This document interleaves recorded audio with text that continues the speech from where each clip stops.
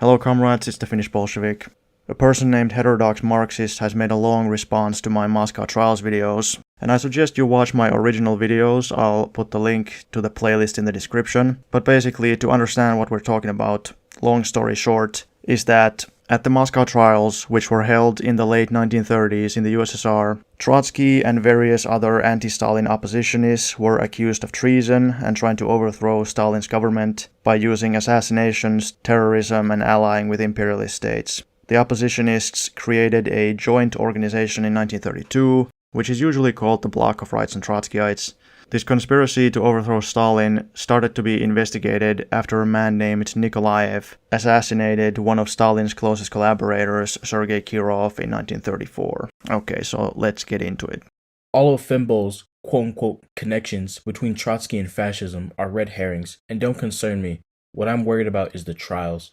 If they are relevant to the case, and I think they are, then they are not red herrings. But when he quotes the court transcripts, he only does so when he's quoting Radek, Zinoviev, or someone else when they implicate Trotsky in the conspiracy. Somehow, in all of his videos, he barely talks about the trials, but brings up secondary evidence to prove that a conspiracy did in fact take place. I'm going to be talking about the trials themselves. We seem to have a completely different perspective, because you say that you don't care about any of the other stuff and you only care about the trials, what people said at the trial, etc. But my view when making the video was the complete opposite. Of course, the video is titled The Moscow Trials, but I was more interested in the actual Trotskyist conspiracy. The trials were about discussing the conspiracy. I quoted Radek, Bukharin, Zinoviev, etc. when they talk about the conspiracy. I didn't really care about many of the other individuals on trial, because I was more interested in the bigger picture. Trotsky, of course, was the main conspirator, but he wasn't even present at the trial. Furthermore, most people dismissed the trial testimonies as not credible and not acceptable as evidence, so I didn't even attempt to use them as evidence. Instead, I looked for outside evidence, which was independent from the Soviet Union and the trials. I quoted Radek and company mostly just because they explained their motives, explain what they were doing and why, but I still tried to back it up with other evidence, and not what was said at the trial. That's why I think you're kind of setting up an impossible task, because you're saying that the trial testimonies are not reliable, but then if I use outside evidence, which potentially would be credible, you call it a red herring. It's fine if you're more interested in the trial itself, but that wasn't the focus of my video. The trial is just a springboard to discuss the conspiracy. But of course, now that you mentioned it, maybe I should have called my video something else, like the Trotsky-Bukharin conspiracy against Stalin or something, but most people probably wouldn't know what that means, and most people just mean that when they say the Moscow Trials. Fimbol swears up and down that there weren't any contradictions in the evidence, and that nothing in the trials were absurd.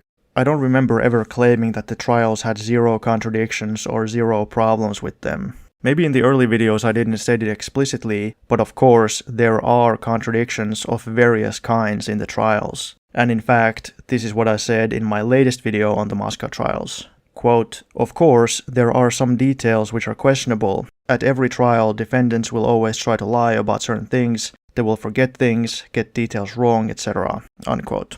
Furthermore, I also said, quote, "If there actually were absolutely zero contradictions or mistakes, it would suggest the thing could be scripted." Unquote. If the trials had no contradictions or issues at all, people would claim that it's too perfect and hence a frame-up. The reason I take an interest in this case is because for the same reason I came around to supporting Marxism in the first place. That is, I don't like being lied to. This may come as a surprise to you, but I wasn't lying in the video. I'll discuss that more once we get to the actual examples of my supposed dishonesty, but clearly you just disagree with me. And you also pointed out some actual honest mistakes that I made. I didn't always believe that Trotsky collaborated with fascism. In fact, what I used to believe was that it was an exaggeration, some kind of mass paranoia, or that Trotsky was an opportunist, but he was just framed in order to illustrate just how bad he was. But I started believing in the hypothesis that Trotsky collaborated with fascism due to facts and evidence. Later on, I'll explain more about which facts in particular. Not even 1 minute into the video and we are already falsifying history. Fimbol is already trying to set up a narrative to make Trotsky as well as Bukharin look as though they were guilty by bringing up the ban on factions, by stating that, quote, "Lenin's ban on factions led to the suppression of various kinds of factional activities from the syndicalists, Trotskyists, and the left communist faction led by Bukharin and other groups. Firstly, When the ban on factions was initiated, its purpose was to clamp down on that supposed anarcho-syndicalist deviation. It specifically mentioned in the ban. The faction ban was specifically targeted at two groups, the workers' opposition and the democratic centralists. Though, when Finbal says syndicalists, he does mean the workers' opposition, but he doesn't explicitly say that. Again, we have a fundamental difference in interpretation of words. We have to ask, did Lenin's decision to ban factions result in factionalism being banned in the party? Well, the answer is obviously yes. Were the various oppositions, including the Trotskyist opposition, banned as a result? Yes, they were. They were banned for factionalism. I said, Lenin's ban on factions led to the suppression of factional activities. That includes all factions, not just the workers' opposition or the democratic centralists. You say the ban on factions was specifically targeted at the so-called workers' opposition and democratic centralists. That is true, but it banned all factions, not just those factions. I didn't specifically mention each separate group because they were small and most people have never even heard about them, and they are not terribly relevant to this discussion. So I simplified and mentioned three broad trends. I said syndicalists, Trotskyists, and left communists. By 1921, Bukharin was not a left communist, far from it, and the left communist faction as a whole had ceased to exist. What you did have was the left communist group, the democratic centralists, which did in fact end their existence in submission to party discipline when the ban on factions was announced. And later, there was Myasnikov's worker group, which was kicked out for factionalist activities. You say left communism at that point basically didn't exist and Bukharin wasn't one of them, therefore I shouldn't have mentioned Bukharin's left communism as one of the opposition currents. But then you basically retract that by putting text on the screen that says that Bukharin still supported the left communist adjacent views. And then you also go on to say that the democratic centralists were actually left communists. But in any case, it just seems like you simply have a slightly different and probably a more specific definition of left communism than I do. Because in my opinion, left communism didn't just stop in 1918 when they officially or nominally stopped being in opposition to Lenin. Instead, what I think actually happened was that the Civil War started and many of the left communists liked a lot of the Civil War policies and thus they no longer had any reason to remain in opposition. But that doesn't mean that they actually changed their mind about anything. And we know that because many of the people who were left communists in 1918 continued to hold basically similar views for a long time afterwards. One of the groups that came out of that were of course the democratic centralists, but not only them. Kollontai was a left communist, but went into the workers' opposition, while some of those people became Trotskyists, and those opposition groups eventually even merged together, and they start to collaborate with the so-called United Opposition or the Trotsky-Zinoviev opposition. So to me it doesn't make any sense to say that they didn't exist. Bukharin himself, of course, is an exception because he stopped being a left communist and went to the right once the NEP was implemented, but he was the original left communist leader. For me, the basic ideas of the Russian left communists were opposition to the Brest-Litovsk peace treaty, opposition to the right of nations to self-determination, support for war communism, and opposition to the NEP, and some smaller details like opposition to one-man management, etc., etc. And if you look at people like Kollontai, she still held most of those beliefs when she went into the workers' opposition, and even when Kollontai left the workers' opposition still continued to hold many of those views. Bukharin and Trotsky had very little to do with this event, and Finbo only brings them up so you can already have the idea in your mind that they are going against the interests of the party. After mentioning this ban on factions in 1921, Finbo jumps 6 years into the future to mention Trotsky's removal from the party, which conveniently ignores 6 years of not just party history, but world history. The key events to note are these. Factionalism is banned. The Trotskyists and their allies create a faction and are ousted after losing their factional struggle. They form a secret underground organization and try to overthrow the Soviet government. That's the main point. If Trotsky truly found an enemy in the Soviet leadership in the 1920s, it was not Stalin, but Bukharin. As Cohen writes, Trotsky was convinced that Bukharin was the avatar of the Thermidor. He went as far to write down, with Stalin against Bukharin? Yes. With Bukharin against Stalin? Never. With Stalin? Yes. With Bukharin? Never. What more needs to be said about Trotsky's stance at this time? Trotsky might have thought that in the late 1920s, but by the 1930s that had all changed. By the 1930s, Trotsky is always talking about how bad Stalin is, and that's what he talks about almost all of the time. And that remained Trotsky's position for the rest of his life. The issue, therefore, was not Stalin or his program. He had no program. He was supporting Bukharin's. The problem that the left had was the direction that Stalin was going. This is why, for example, when Stalin made his left turn, so many so-called Trotskyists hopped ship. The left oppositionists pledged allegiance to Stalin's policies, not out of lack of moral courage, but precisely out of the courage of their political convictions. The specific date of their capitulation marks the point in time at which certain leaders decided Stalin's policies of collectivization and industrialization had become irreversible. It's really not that simple. Some did go over to Stalin's side because of their convictions, and I'm sure that was even a lot of people. But then in the early 1930s, when the country is facing a lot of hardships and difficulties and the class struggle is really intense, a lot of those people start thinking that, hey, maybe we should go back into opposition, and that's exactly what Radek says as well. Then there's also those people who didn't change their mind, but just because of party discipline, because they would have been expelled from the party otherwise, they just claim that they've changed their minds. Some of those people follow a party line because it's the party line, even though they don't like it. And then some of those people definitely still follow Trotskyism, but they just don't admit it so that they can stay in the party. And for a lot of people, it was probably a combination of factors. They still supported Trotskyism, but they wanted to be able to stay in the party, but they also thought maybe the party line is changing towards what they would actually like it to be. And that's why even in Trotsky's letters it says that some people who joined the secret bloc formed in 1932 are so-called ex-Trotskyists or capitulators, meaning that at least nominally or publicly they stopped being Trotskyists in 1927, but in 1932 they decided, nah, we're going back to Trotskyism. He speaks of the party supporting Stalin's policies in 1927. If by Stalin's he means Bukharin's, then he's right. He mentions that Zinoviev made alliances of convenience with Trotsky. By this, he means to imply that they are opportunistic. He is correct. But it is hypocritical to imply that Stalin did not himself make alliances of convenience either. Stalin wasn't just following Bukharin's program.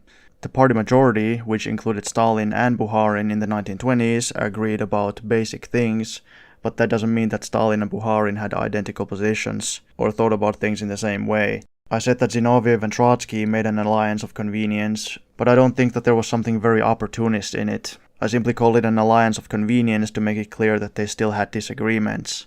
They didn't agree on everything, but had a common enemy, so they made an alliance. Stalin, of course, made alliances too, but the way I see it is that he was supporting the majority's party line. In the early 1920s, Trotskyists went into opposition against the party, but Stalin, Zinoviev and Bukharin remained with the party line. Then Zinoviev joined Trotsky in the opposition, but Bukharin and Stalin remained with the party line. And finally, in 1929, Bukharin himself also goes into opposition, based on his own right-wing program. Even your source, Arch Getty, believes that the Bloc was of a political character. It was not ready to engage in terrorist activities. That's completely true. Arch Getty does not accept that the Bloc engaged in terrorist acts, but Arch Getty is an anti-communist historian. However, he was one of the historians who talked about the fact that the existence of the Bloc was now definitely proved, and he also discovered that the Trotsky archive had been censored. It was Arch Getty who discovered that documents about the Bloc had been removed from the Trotsky archive. It seems the person who censored the archive tried to destroy all traces of the Bloc, but they accidentally left a few scraps of documents behind. And keep in mind, even these documents, which are only a couple very short fragmentary things, were also written partially in code and also in invisible ink, so they were probably easy to miss.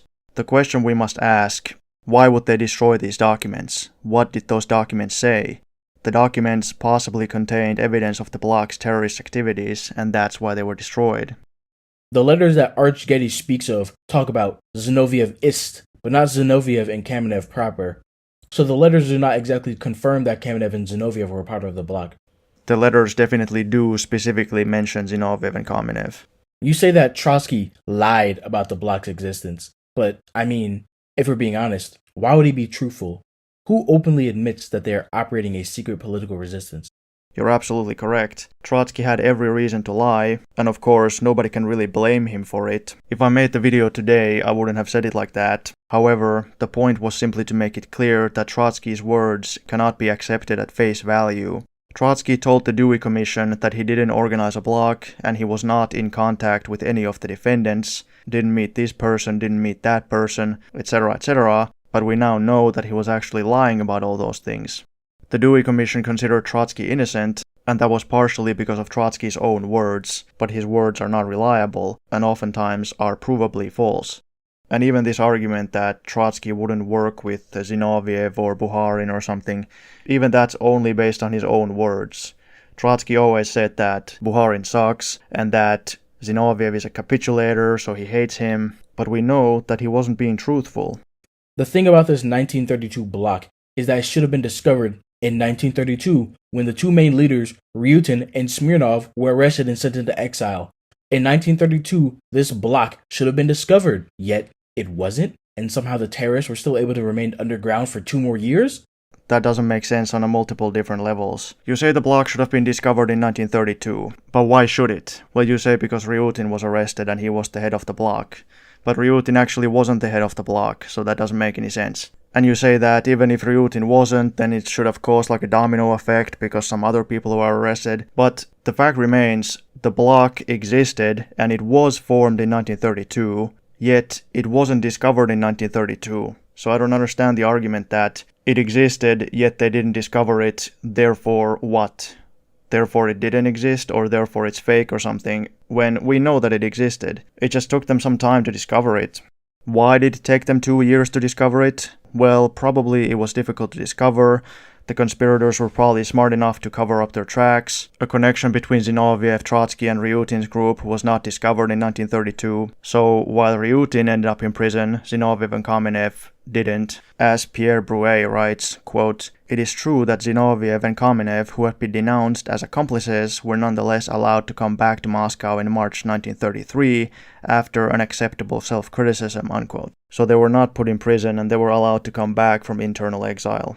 According to Arch Getty, the Soviet authorities discovered the bloc in 1934. However, the NKVD chief Yagoda was a secret member of the right opposition and a member of the bloc, so Yagoda protected the bloc, especially the rightists, from discovery.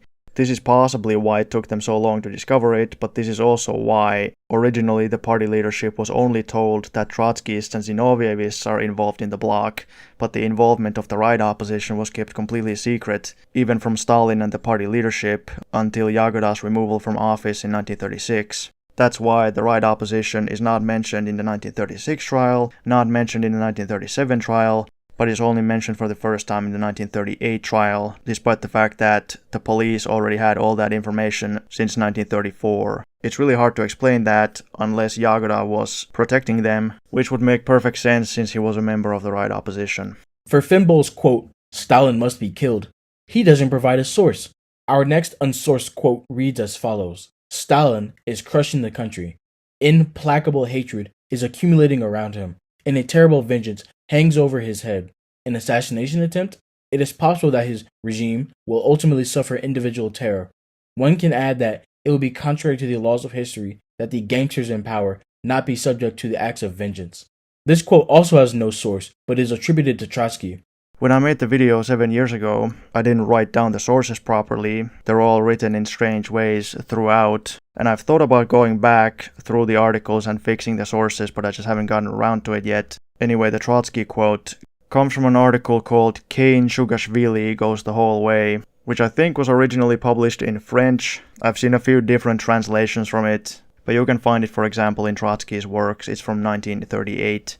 The Sedov quote, on the other hand, comes from the report of a guy named Mark Zbrowski, and he was either a Soviet agent who had infiltrated Trotsky's organization, or he was just a guy in Trotsky's organization who was giving information to the Soviets. I know there isn't really a big difference, but anyway, this is what his full statement says, quote, "On January 22nd, L. Sedov, in the course of our discussion at his apartment on the question of the second Moscow trial, declared, 'There is no hesitating anymore now, Stalin must be killed.' For me, this statement was so unexpected that I had no time to react to it."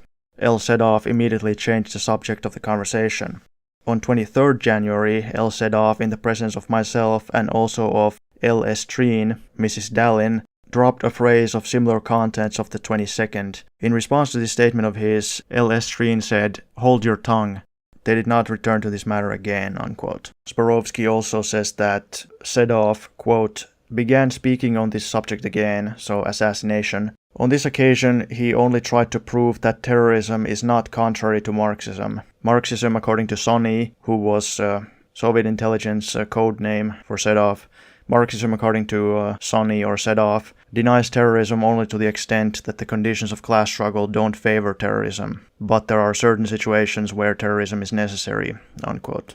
Now we have to ask, how reliable is Zbrowski? Now he could be lying, but I don't understand what reason would the Soviet intelligence have for fabricating this. Why do they need these secret fabricated reports? If they want to frame Sedov, can't they just claim that they have reports? Why would they have to literally fabricate the reports too?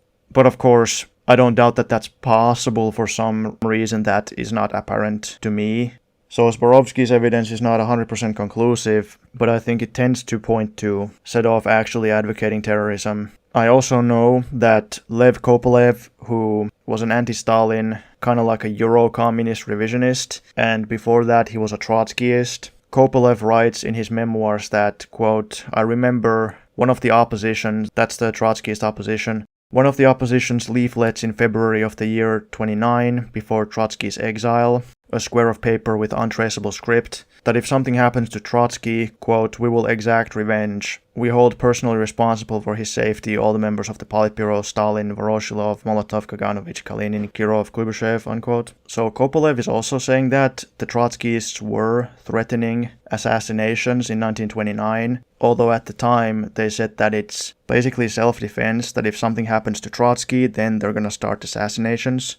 I don't think that Kopelev is lying, but of course what he's saying is not the same thing as assassinating Stalin just to overthrow him. It's a different type of thing, but it still shows that they were willing to carry out assassinations. And another thing which I think is interesting is what Trotsky says at the Dewey Commission. Finnerty asks, I understood you on direct examination to testify that your opposition to individual terror as a political means was that it was an ineffective political means, while it might be morally justified under certain conditions.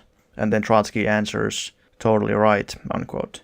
So even here, Trotsky is saying that he doesn't have any moral or principle stance against terrorism. He just claims to think that it doesn't work. And I agree that most of the time it wouldn't work. But I think in the context of this plot, if they had assassinated Stalin and some of his closest associates, could they have carried out a coup and replaced them? Or could a counter-revolution happen like that? Let's say that Lenin was assassinated and the other top leaders of the Bolshevik party were assassinated. Could the counter-revolution happen like that? I think probably. Could a socialist regime establish itself like that? I would think not. But Trotsky always said that he doesn't want to overthrow the Soviet system, or he doesn't want to change the whole state order. He just wants to change who the leaders are, take Stalin out, put himself in Stalin's position. So we're not really talking about the usual understanding of terrorism, because Marxism usually says that terrorism doesn't work because, you kill one capitalist and he just gets replaced by another one. But if we assume that the conspiracy is real, that wouldn't be how they're thinking about it, because that's not what they're doing. They don't think that they're trying to overthrow a regular capitalist state. They think they're trying to do something different. And there's another part at the Dewey Commission where Dewey says, quote, can I ask you a question on terrorism? In the appeal of the Russian opposition to the Communist International, made after your expulsion from the party, you state that it is still possible without new revolutionary disturbances to put in order and reinforce the system of the proletarian dictatorship. When I say you, I mean the leaders of the opposition. Before that it says, and here he quotes a document by the Trotskyist opposition. It says, quote, terror can play a great affirmative role if it is based on a correct political line and promotes the dissolution of reactionary groups. As Bolsheviks, we fully understand the role of the revolutionary terror. We applied it to the bourgeoisie and their agents, social revolutionaries and Mensheviks, and not for one moment do we intend in the future to renounce the revolutionary terror as against enemies of the proletariat, unquote. And then Dewey continues, I am merely asking you whether there is anything inconsistent in that with what you stated this morning, whether it is in the same line with the remarks you made this morning. And Trotsky replies, well, what do you think he replies? Does he say yes? Does he say no? He says neither. He says, I don't remember at all this document, but it was not signed by me. It is after my expulsion. Interesting. Well, do you think that's true? It's not true. And it's one of the rare instances where the Dewey Commission actually realizes that he is not being truthful. Although in this case, it would be impossible not to realize it, because Dewey just says, yours is the first name here, unquote.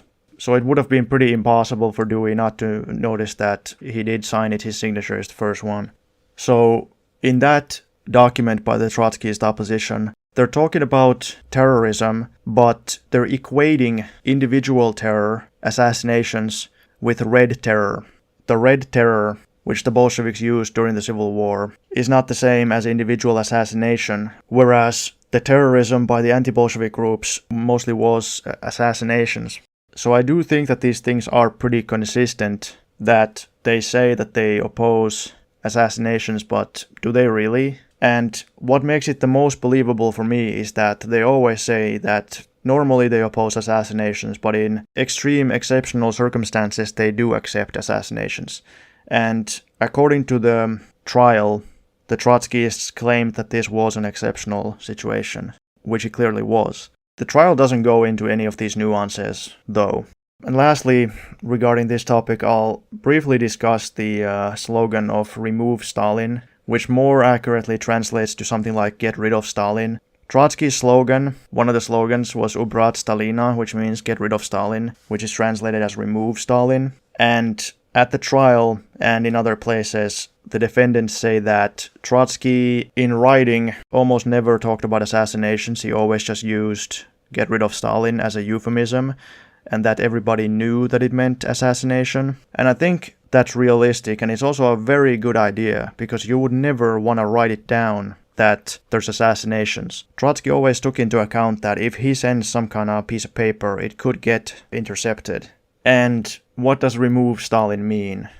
Well, does it mean overthrow Stalin? Maybe it means overthrow Stalin, but why then use the word remove and not overthrow? Because remove sounds more like you're just voting him out of office, but Trotsky always said that they have to use violence, that the Stalinist bureaucracy is not going to surrender without violence and force. So then why does he say remove instead of overthrow? Because overthrow Stalin would make it pretty clear, but when he says get rid of Stalin, it does sound more like, just assassinate him. Well, on this, I would like to use the very elaborate, the quite dialectical schema created by one of the preeminent revolutionaries of our time, the greatest Marxist of the 21st century, Comrade Grover Furr. As we all know, the absence of evidence is the evidence of absence. Thus, since we do not have evidence Trotsky was working with the Japanese, it is surely the case that the evidence was destroyed. Therefore, since we do not have evidence that Stalin killed Kirov, the only possible explanation is that Stalin killed Kirov. First of all, the dictum, absence of evidence is not the evidence of absence, only means that something could have happened, but we just can't prove it. It doesn't mean that because we can't prove it, therefore it happened. So I think what Furr is actually saying is that people claim if there was a conspiracy, there would be documents or something. And since we don't have those documents, therefore there was no conspiracy. But that's a logical fallacy, because the documents could have been destroyed, or maybe we just haven't found them yet. The conspiracy maybe exists, and maybe it doesn't, but the fact that we don't have documents about it doesn't prove either way conclusively. Now, of course, if there was absolutely no evidence of it existing, then it wouldn't make any sense to believe in it. But of course there is some evidence of the conspiracy. So I don't think that anybody claims there's no evidence, therefore it happened. Later in the video, Fimble makes these absurd claims that Trotsky supported and still support the OUN and the UPA. But apparently, per Fimble's own admission, it is not the Trotskyists who support and make attempts to rehabilitate the OUN and the UPA, but a Ukrainian nationalist organization called the URDP. I am to take this as evidence that the Trotskyists supported Ukrainian fascists during World War II, and that today they try to rehabilitate them? It is not just implied, but directly stated that the Trotskyist movement during World War II supported the OUN. It's already hard enough for me to believe something this ridiculous, because who in 1941 that didn't live in Ukraine ever heard of the OUN or the UPA? The average person was likely not familiar with any Eastern European fascist organization. My argument wasn't simply, look, this source proves Trotsky supported Ukrainian fascism during World War II. My argument was really the following. Trotsky demanded that Ukraine should secede from the USSR in 1939. That is strange, because during that same time period, the Nazis were getting ready to conquer Ukraine, and the Moscow trials accused the Bloc of Rights and Trotskyists of making a deal with the Germans, where the Germans would help them overthrow Stalin and then make a peace treaty with them, if they were given Ukraine and other concessions. Trotsky wrote several articles on Ukraine's secession, and within months of that, the Nazis had already made it to Poland and were trying to get to the Ukrainian border. Trotsky justifies his position by saying that Ukraine should become an independent Soviet state and an independent socialist state, but I questioned how logical that is. In Ukraine, the communists almost exclusively supported the Soviet government. The anti-Soviet forces were nearly all fascists. So it seems incredibly strange that Trotsky calls for Ukraine to secede and supposedly to become a separate socialist state. Such a thing would not happen, and such a thing in those conditions could not happen. If Ukraine had seceded, it would have ended up on the fascist side.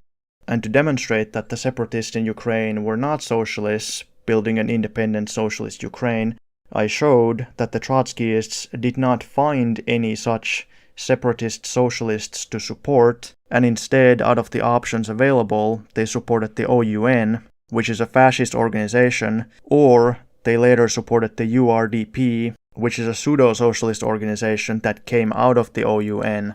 So the issue is not simply that some Trotskyists, such as the Revolutionary History magazine, at least to an extent supported the OUN, but the issue is that Trotsky's claims about Ukraine's secession don't make any sense. And further, because of the position of the Fourth International laid out by Trotsky, the Fourth International supported the OUN both during World War II and after World War II, though I didn't demonstrate it very well in my original video. No, practically all Trotskyists supported the OUN or the URDP. The URDP sent delegates to the Third Congress of the Fourth International, and nobody there said anything against it.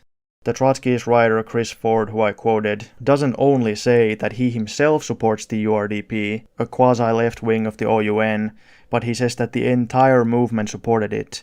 The examples given are the Fourth International, the Socialist Workers' Party, which was the biggest Trotskyist party at the time, and even though the Trotskyist movement later split, even after the split, the Trotskyist groups tended to support the OUN or the URDP. Quote, "The URDP held friendly relations with a number of socialist organizations, most notably the Fourth International, the Workers' Party, the Socialist Review Group, and the ILP. Both the journals Fourth International and the New International published URDP materials. URDP leader Ivan Maestrenko was invited, amongst others, to the 1950 Congress of the International Secretariat of the Fourth International as the URDP representative, and is described neither by Mandel nor Lambert as some kind of fascist." Unquote. Lambert is an influential Trotskyist. Ernest Mandel, of course, is also another influential Trotskyist.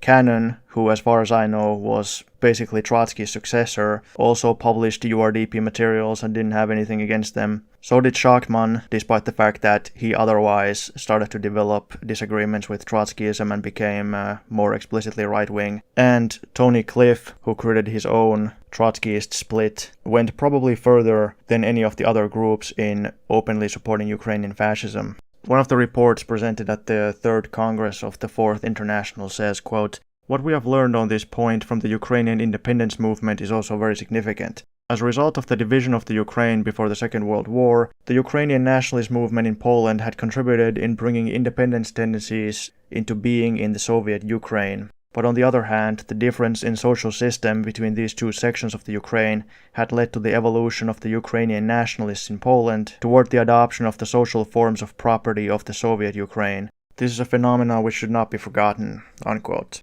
Very weird thing to say, even though the Ukrainian fascist movement, or if you want to call it the Ukrainian nationalist movement, split. The fascist OUN split into two, and then the URDP also came out of that. There were all kinds of splits, but they all agree that there basically was only one nationalist government, which was a fascist government, and only one nationalist army, which was the Ukrainian Insurgent Army, UPA, which was fascist, no doubt about it. Yet these Trotskyists, they don't describe them as fascist. Instead, they describe them as being an independence movement that has adopted the social forms of property which prevailed in Soviet Ukraine, as if it's some kind of a communist movement.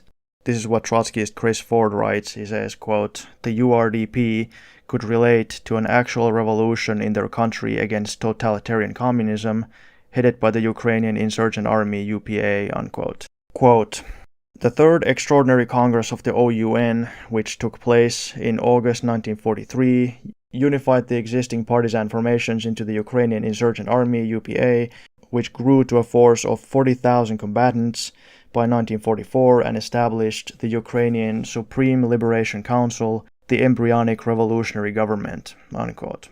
And of course, Chris Ford is potentially not representative, so that's why we have to look at what the Trotskyist movement as a whole said. Well, we know that the URDP sent delegates to meetings of the Fourth International, but let's hear what Tony Cliff, a Trotskyist writer, has to say.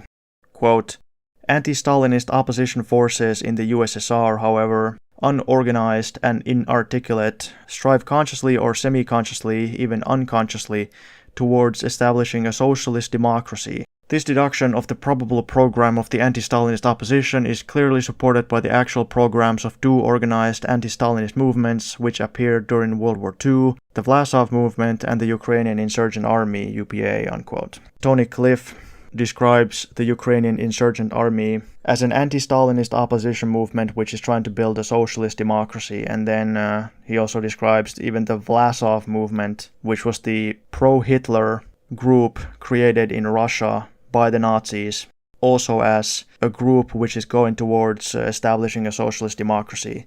Cliff's argument is basically that he thinks capitalist restoration is impossible, and therefore economic evolution makes it inevitable that all these anti-Stalin forces, which really are fascist, still must in the end establish socialism. And then he goes on to quote various statements from these Nazi collaborators to prove that they supposedly are socialist, or that they at least use socialist talking points because that's what the people want, and then from that he concludes that by overthrowing Stalin they would have established socialism. But that's absolutely crazy. But anyway, maybe that's just what the Cliffite Trotskyists think. What about the orthodox Trotskyists? Well, quote, Ernest Mandel had established relations with the URDP on behalf of the Fourth International, and their representative Babenko himself was invited to attend the Fourth International's Third World Congress in August. At the World Congress, Pierre Frank made the point that the Ukrainian nationalists' support for the nationalized property relations demonstrated Trotsky's thesis that the October Revolution lived in the consciousness of the masses, unquote. So basically, because the fascists claim that they want to nationalize things, therefore they're socialist. All I will say is that when Trotsky wrote this article in 1939, his apparent plot to hand over Ukraine to the Nazis was already publicly revealed during the trials. I can't imagine Trotsky would be so stupid to write an article about the secession of Ukraine when people might be scrutinizing his work for any pro-German sentiment in them. But Trotsky did write those articles, though. But first, I would demonstrate the holes that Fimbo fails to discuss and show why people don't take the trials seriously. I will demonstrate with Heisler's book that the evidence that we are given is not just flimsy, but at times contradictory or just blatantly false. Adler himself had reason to be suspicious of Soviet trials, as he already disproved the allegations against one of his comrades who was implicated 5 years prior during the Menshevik show trial. Friedrich Adler had a photograph of one of his comrades very clearly present at the International Socialist Congress in Brussels at the very time when he was stated to have been in the USSR and engaged with a plot with an underground Menshevik organization. Holes and contradictions like this are littered throughout all of the Moscow trials. Obviously, I can't go into the whole topic of the trial of the underground Menshevik Bureau and the Soviet Union here, nor have I really researched it sufficiently, but I happen to have some information about it. Andrei Liebich, who is an anti-communist historian, claims that the Mensheviks were innocent, but he still brings up the fact that there was a real secret organization of Mensheviks in the USSR. He writes, quote, there had been 2 or 3 especially active intelligentsia salons, meeting places of Menshevik professors in Moscow, unquote, and that there was, quote, an authentic secret Menshevik group, unquote. Liebich also mentions several other claims at the Menshevik trial which he considers to be true, and he further states that at the trial, Menshevik Abramovich was accused of going to Siberia to organize Mensheviks, and according to Liebich, Abramovich really did go at least to the Soviet border and possibly into the Soviet Union. But if Adler is correct and Menshevik Abramovich really was with him during the time when he was supposed to be in Siberia, then that means that his secret visit to the USSR was only a short one, and then he quickly returned to be with Adler. However, to this, Liebich says that another Menshevik defendant at the trial was named Adamovich, and one defendant even accidentally calls him Abramovich, so probably it was just a confusion of names, that Abramovich really did go to the USSR, or at least to the Soviet border, to meet with the underground Mensheviks, but he probably didn't go to Siberia, and instead it was probably Menshevik Adamovich who went to Siberia to organize the Mensheviks. And when we get to this next part, it becomes quite evident that people who have an anti-Soviet bias, so that they just want to dismiss whatever the Soviets say as lies, they don't give any benefit of the doubt, they don't consider that maybe there could be some kind of actual explanation. Instead, they always just jump to the conclusion that, oh, it must have been a deliberate fabrication. The contradictions only increase further, as Heisler writes. Criminals, more often than not, have a motive for committing an attack. So confessed Kamenev, who was determined to come to power by any means and who banked on the economic crisis and banked on the collapse of the economic policy of the party leadership. But he was fooled by banking on such contingencies because they obviously failed by the second half of 1932, at which time the country was overcoming the difficulties under the leadership of Stalin. And Kamenev, as he stated, could not help seeing this. The state's attorney informed us that the accused confessed, knowing that they had lost any and all support of the masses, and they realized that the only means by which they could hope to come to power was to organize terroristic acts against the leaders of the USSR and primarily against Stalin. Now it requires more than the understanding of a prosecuting attorney to follow the logic of conspirators who lost their popular support because of the recognized excellence of the present leadership, and who then expected that they could be restored to leadership as soon as they conspired to and successfully assassinated the successful and beloved leader. Well, the conspirators do talk about their motives a lot, so if you just read enough of what they say, then you can pretty easily put it together, but basically they hoped, at least the Trotskyists did, that completing the first 5-year plan would be so difficult economically that it would cause the government to collapse, that it would cause so much discontent that they would be able to somehow overthrow the government. But then the Stalin government survived that and didn't collapse, and that's what Kamenev is also saying, is that they saw that the government policy pushed through, it was able to survive the difficulties, and the economy, if anything, it was recovering and not collapsing. Therefore, it became even more clear that they could only come to power in a plot if they assassinated Stalin and his comrades. In hindsight, it may seem unrealistic because that's not typically how communists come to power, but already in 1918, Bukharin and the left communists considered that they should join the left SRs in carrying out a coup against Lenin. So even against Lenin, they didn't think, oh, we can't do this because it's not how communists are supposed to come to power or something. No, they thought that this is an emergency, the government policy is disastrous, we have to do this. So that's why they planned a coup in 1918. So why not in the 1930s?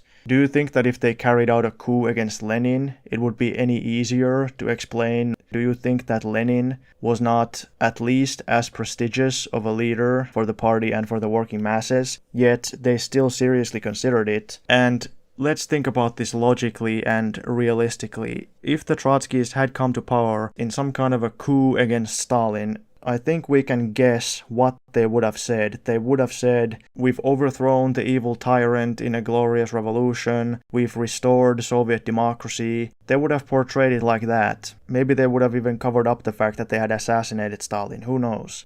Kamenev was very emphatic because he repeated the exact words again 15 pages later on page 27 of the same volume of the transcript. Though testimony covering 15 pages intervened, Kamenev did not fail to repeat everything word by word and comma by comma. Kamenev does indeed state this sentence twice, quote, the emergence from the difficulties, the victory of the policy of the Central Committee of the CPSU caused in us a new wave of animosity and hatred towards the leadership of the party and primarily towards Stalin. But he must have been asked this repeatedly. The examination took a long time. At most, the investigators may even have asked him something like, so the emergence from the difficulties and the victory of the policy of the CC caused in you a new wave of animosity towards the party and towards Stalin, to which he may have simply said yes and verified that this is his statement. Or they may have asked him, since you earlier said that the emergence from the difficulties and the victory of the policy of the CC, of the CPSU, caused in you a new wave of animosity and hatred towards the party leadership and towards Stalin,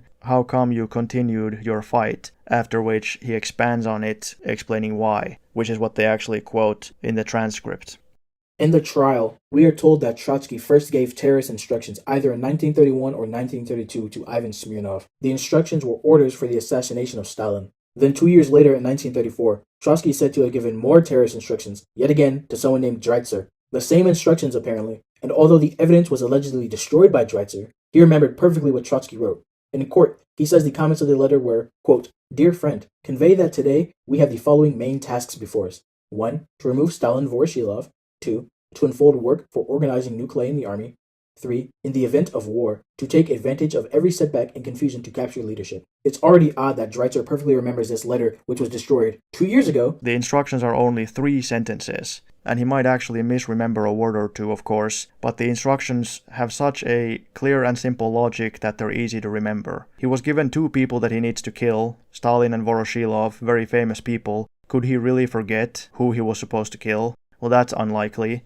He was told to organize within the army. Could he forget that? Especially since that's what he was doing all the time. Well, obviously he wouldn't forget that. And he was also told that they should capture leadership during the confusion caused by a war or foreign invasion. And this was also such an important part of all of their plans that it's totally impossible that he would have forgotten it. So this is not any kind of evidence that the trial was contradictory or impossible. Statements being made will at various times contradict themselves, as Heisler writes. The state's attorney further claims the investigation has established that after the smash-up of the Trotskyite Zinovieite Center in connection with the murder of Comrade Kirov, L. Trotsky himself assumed the leadership of terroristic activities in the USSR. If we recall that Kirov was assassinated on December 1st, 1934, the smash-up of the center and the subsequent assumption of the leadership by Trotsky could not have occurred before December 1934. But Murat Trotsky already testified that, quote, in the middle of 1932, it was then decided to consult L. Trotsky on this question and to obtain his directions. And further, quote, in 1931, contact was established with L. Trotsky. Instructions were received from the latter. The foregoing quotation is from the Confession of Murat Trotsky, which is prefaced by the state's attorney that, quote, the United Trotskyite Zinovieite Center took the path of terrorism under the direction of L.D. Trotsky, who personally gave the members of the United Center a number of verbal and written instructions to this effect.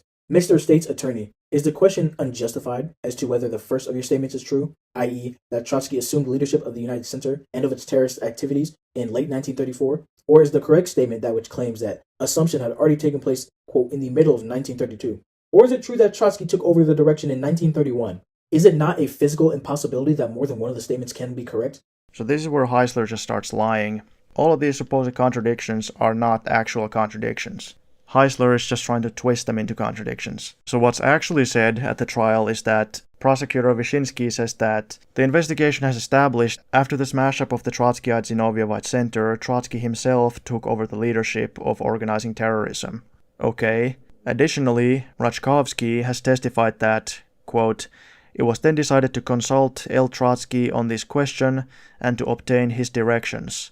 L. Trotsky replied agreeing to the necessity of removing by violence the leaders of the CPSU and Stalin, unquote, and that this probably took place in the middle of 1932.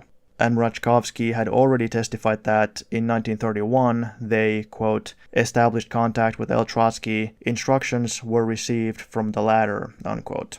Those are the quotes given by Heisler, but he doesn't give them exactly, but only approximately, and he also cuts out certain parts which would clarify them, and he tries to make them look like they contradict each other, but in reality they do not contradict each other. The first statement of Rachkovsky in full says that, quote, in the middle of 1932, I.N. Smirnov put before our leading trio the question of the necessity of uniting our organization with the Zinoviev, Kamenev, and Shatskin Lominatze groups. It was then decided to consult L. Trotsky on this question and to obtain his directions. L. Trotsky replied, agreeing to the formation of a bloc on the condition that the groups uniting in the bloc would agree to the necessity of removing by violence the leaders of the CPSU and Stalin, unquote. So the instructions were asked about whether to form the bloc, not about whether to use terrorism. Heisler hides this and pretends that the instructions were about terrorism. The second statement by Rachkovsky says in full, quote, we, Trotskyites, adopted the policy of terrorism long before the bloc with Zinoviev and Kamenev was formed. In 1931, when I.N. Smirnov was in Berlin and established contact with L. Trotsky, instructions were received from the latter to proceed to the organization of action groups of Trotskyites, unquote. So again, it says that they already had a terroristic policy before their formation of the bloc with the Zinovievites. But in 1931, Trotsky instructed them to create action groups, which were probably terrorist groups. And then Heisler asks, how could Trotsky assume leadership of the United Terrorist Group in 1934, or later, since he had already done so in 1932 or 1931? Well, Heisler knows that this is a lie, so he's lying deliberately. Since in 1931, the Bloc did not exist, as Zbrowski says, and since we even have the documents from the Trotsky archive proving that the Bloc was formed only in 1932, there was no United Terrorist Group in 1931, and in 1932, Zbrowski was only asking for instructions whether to create the Bloc, nothing about Trotsky leading the terrorist acts, so it only makes sense that Trotsky himself is forced to take leadership only in 1934 or later after the leaders on the ground are smashed. So a totally fabricated contradiction. One of the defendants, VP Olberg, is stated to have joined a German Trotskyist organization in 1928. He is said to have been active in Trotsky's work since 1930. Olberg is then alleged to have received terrorist instructions from Trotsky and money from Sedov to use as a bribe to acquire a passport. From here, Olberg is said to have entered the USSR with a Honduran passport with a group of unnamed German Trotskyists with the objective of assassinating Stalin. Furthermore, it is stated that Olberg gained his passport with the help of the Gestapo and that he needed this passport so that he could return to Russia.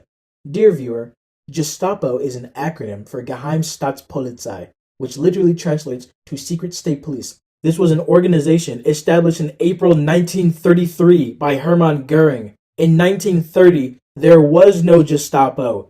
I think this is my favorite out of all of these. It's a blatant lie from beginning to end. If the truth is actually on his side, then why does Heisler lie? Is he that incompetent? It's possible, but unlikely. Since all of these are basically like this, he could have accidentally made like one of these, but since he's basically fabricated all of these, he has to be doing it on purpose. Instead of fabricating contradictions, he should point out real contradictions, or at least apparent ones. And then, for the sake of fairness and truth, he should try to question whether they are actually contradictions, and if they are, why they might exist. Maybe there is a reasonable explanation. But Heisler, he doesn't do any of that. He just misquotes and distorts the material, and then tries to invent supposed contradictions. Olberg actually never said that he was a Trotskyist working for the Gestapo in 1930. In reality, what was said is, quote, Olberg makes a detailed statement to the effect that he was a member of the German Trotskyite organization since 1927 to 28. His contact with Trotsky and Sedov, Trotsky's son, began in 1930, unquote.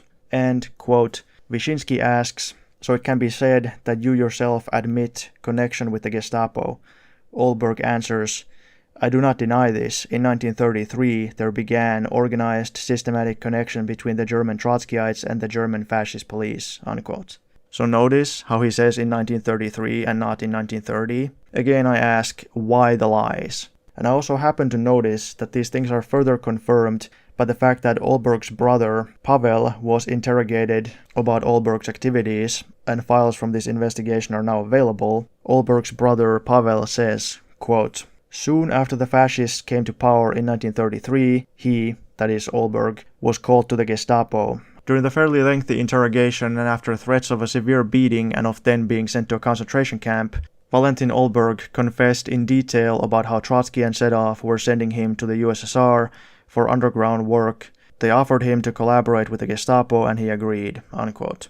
So the Soviet authorities definitely did not think that Olberg was recruited by the Gestapo in 1930, but they knew that he was recruited in 1933. Also, apparently the Soviets initially thought that Olberg's wife was from Honduras, even though she was actually from Germany, and that's precisely because Olberg had received a fake Honduran passport, so that also checks out. Olberg further states that the Gestapo agent that he received his passport from was one Vladimir Tukalevsky in Czechoslovakia.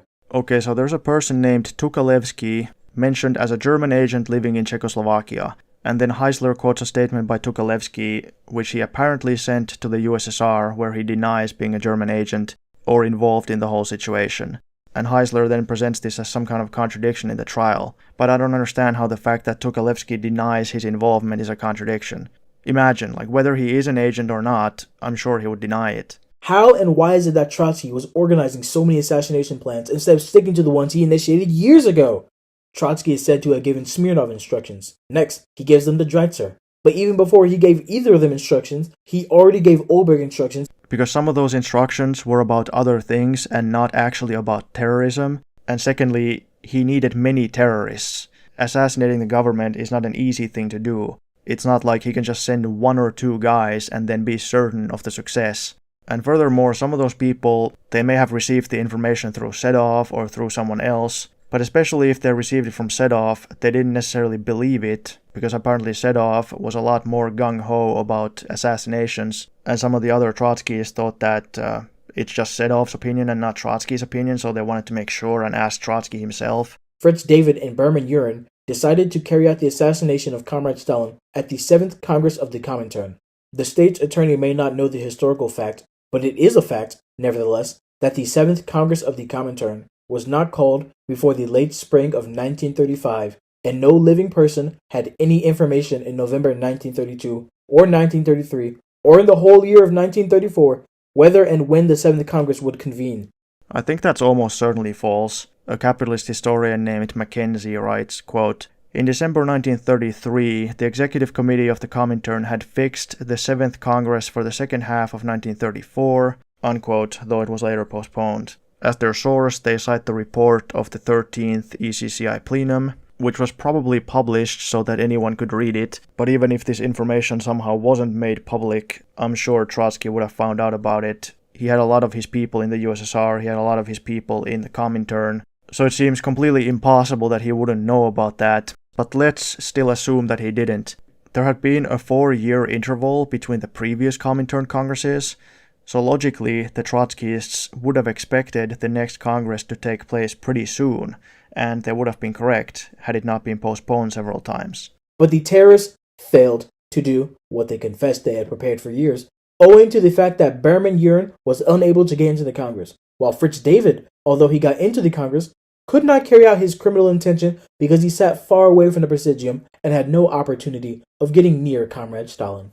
So Berman Urin didn't get inside the Congress. Well, this is not hard to believe, because you'd need good enough fake credentials or some other similar way of getting past the security, and I'm sure that they had pretty good security. Fritz David says that he did get in, but he wasn't able to get close enough to shoot Stalin.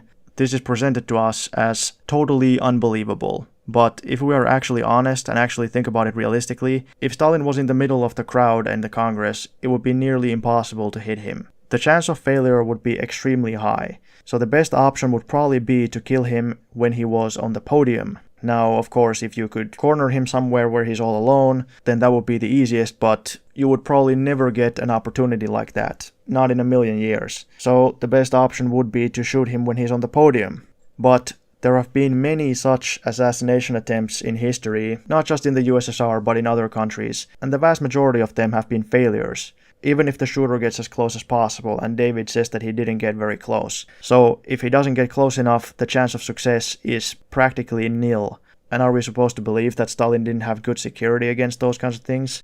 We are now taken over to one Moisey Luria. The court declares that Luria was a member of a Trotskyist terrorist organization. He also states that this organization was created at the behest of a member of the NSDAP and a trusted associate of Heinrich Himmler, Franz Weitz, that his group was made to carry out attacks against Stalin and Vorshilov.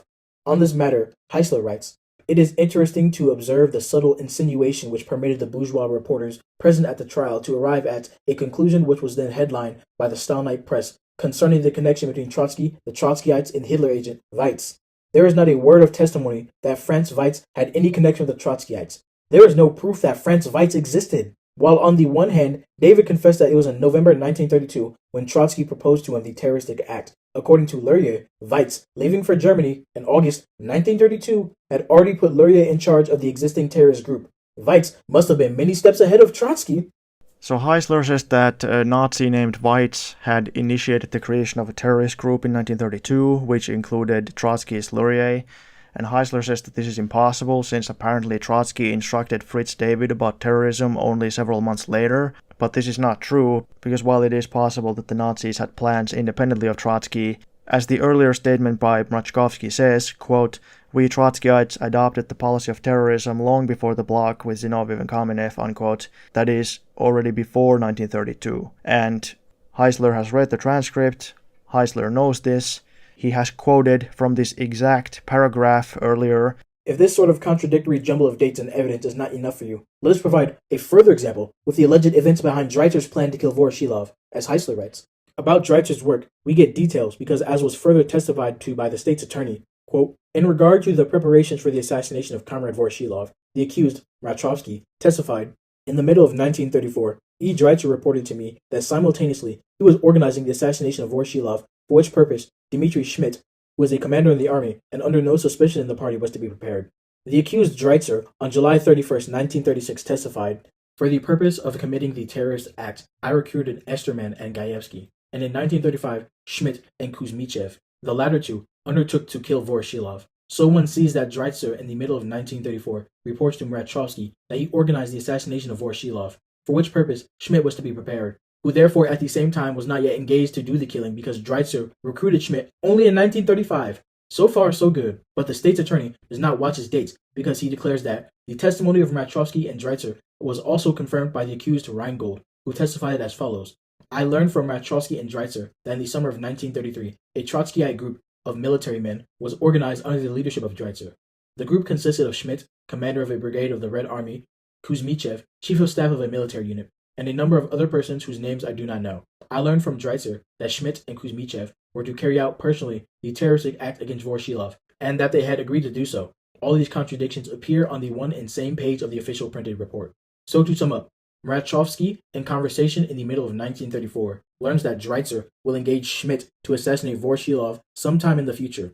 Dreiser states that he engaged Schmidt only in 1935, but Rheingold learns about Schmidt being in charge of the Voroshilov assassination already in 1933. Again, this is not true. It's just another one of these things again where Heisler just tries to twist things around to make it seem like a contradiction. If we actually follow the facts given, it says that in 1933 a group of Trotskyist military men existed. Dreiser tells Rheingold in 1933 that they plan to kill Voroshilov with the use of this group. In 1934, Dreiser tells Mrachkovsky that he's preparing these people for the killing, and Dreiser himself then testifies that in 1935 he succeeded in recruiting some more people and then also tasked Schmidt and Kuzmichev to carry out the killing. Previously they had agreed that they would do that in the future, but apparently now they were given the definite order. And we also have to remember that the defendants could lie to the investigation or misremember things, and so we would expect that at least some details would contradict. Of course, it would be the task of the investigators to notice it and figure out what's up with that, but they might not. During the trials, the defendants frequently debate about dates and facts and accuse each other of being wrong about this or that, and sometimes they both insist on their own version, but that doesn't mean that the trial is some kind of a hoax. If both the defendants admit the crime they committed, the prosecution accepts that statement, even if the defendants disagree about some detail, like did I meet you in January or did I meet you in February, or was it your idea, was it my idea, like they actually do constantly argue with each other about those kinds of things at the trial. All of these contradictions needed to be resolved for the prosecution to be allowed in any real court to move forward with a conviction. Contradictions are frequently discussed at the trial, and that's why the defendants argue with each other during the trial about who told who and when something happened. If contradictions didn't exist, then people would try to argue that the trial was too perfect and therefore scripted. But since contradictions were discussed and debated at the trial, anti-communists then claimed that contradictions and the debates about the contradictions were also scripted. But apparently they also tried to refer to contradictions or even invent non-existent contradictions in order to claim that the trial was a hoax. During the trial, much physical evidence is referenced for the supposed assassination attempt on Stalin at the 7th Congress of the Third International. It is stated that Berman Urin acquired a Browning revolver. What is the caliber? Not stated. It is simply a medium Browning revolver. Do you know how ridiculous that sounds? I don't know why they didn't give the specific caliber of the gun, but a medium caliber is a thing. Who's to say if it's weird or not that they say it's a medium caliber weapon instead of giving a specific caliber number? Like, I'm sure if they wanted to fabricate a caliber number, that probably wouldn't have been a problem. Let's talk about the Holtzman confession, with the discussion on the Hotel Bristol dispute. This is the one single time that Finbo brings up a contradiction in the trial. Alright, so let's talk about the Hotel Bristol case again. The Hotel Bristol business is pretty complicated, and I recommend checking my original Moscow Trials video, part 1, which talks about it. But basically the arguments are these. So at the trial, defendant Goldsman states that he met Trotsky in Copenhagen in a hotel named Bristol in 1932. Soon afterwards, the international media began reporting that Hotel Bristol didn't exist in Copenhagen in 1932. There had been a hotel like that before, but it had been sold to a different owner and had stopped operating. This was seen as evidence by some that Goldsman's statement at the trial was a lie or an impossibility, and hence a contradiction at the trial, and it was then claimed that therefore the whole trial is a hoax, and that Goldsman never actually met Trotsky in 1932. Trotsky also claimed not to have met him. In 2009, a writer named Holmström published an article demonstrating how defendant Goldsman's story is actually possible. Holmström said that there was no Hotel Bristol in Copenhagen in 1932, but there was a cafe named Bristol right next to the Grand Hotel.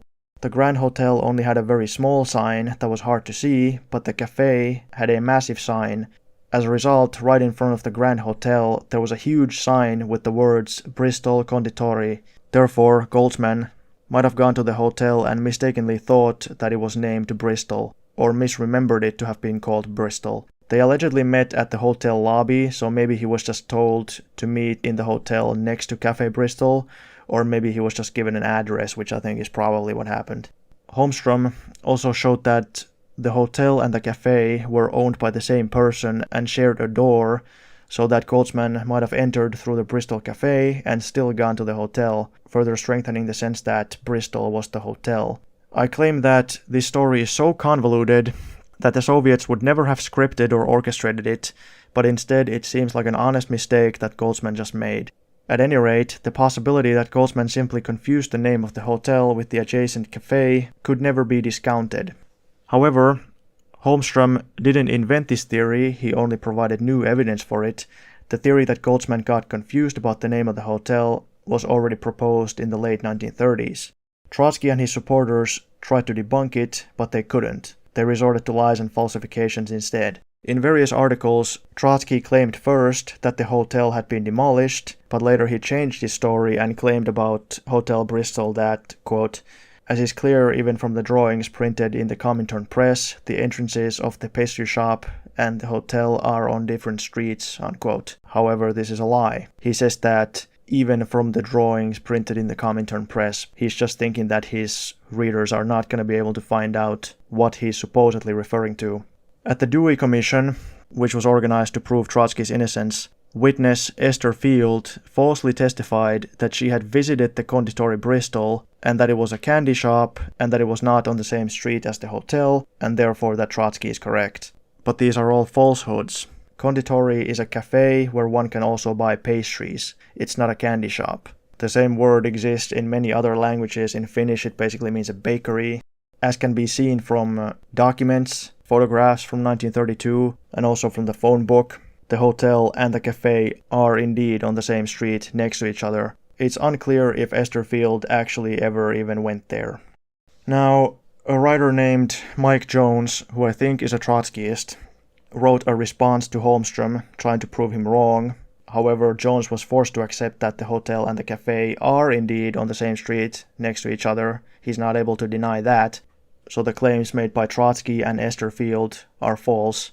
But instead, Jones tried to prove that the hotel and the cafe were not actually owned by the same person, named Andersen, that the owner of the cafe was really named Thies, and that the door they shared was actually just a fire escape.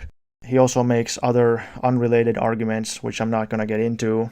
This is what Holmström writes, quote, Jones attributes this information, in other words the claim about the fire escape, to Arne Munk Petersen and his pamphlet, and refers to page 190. That's an error, since Munk Petersen's pamphlet is only 24 pages long.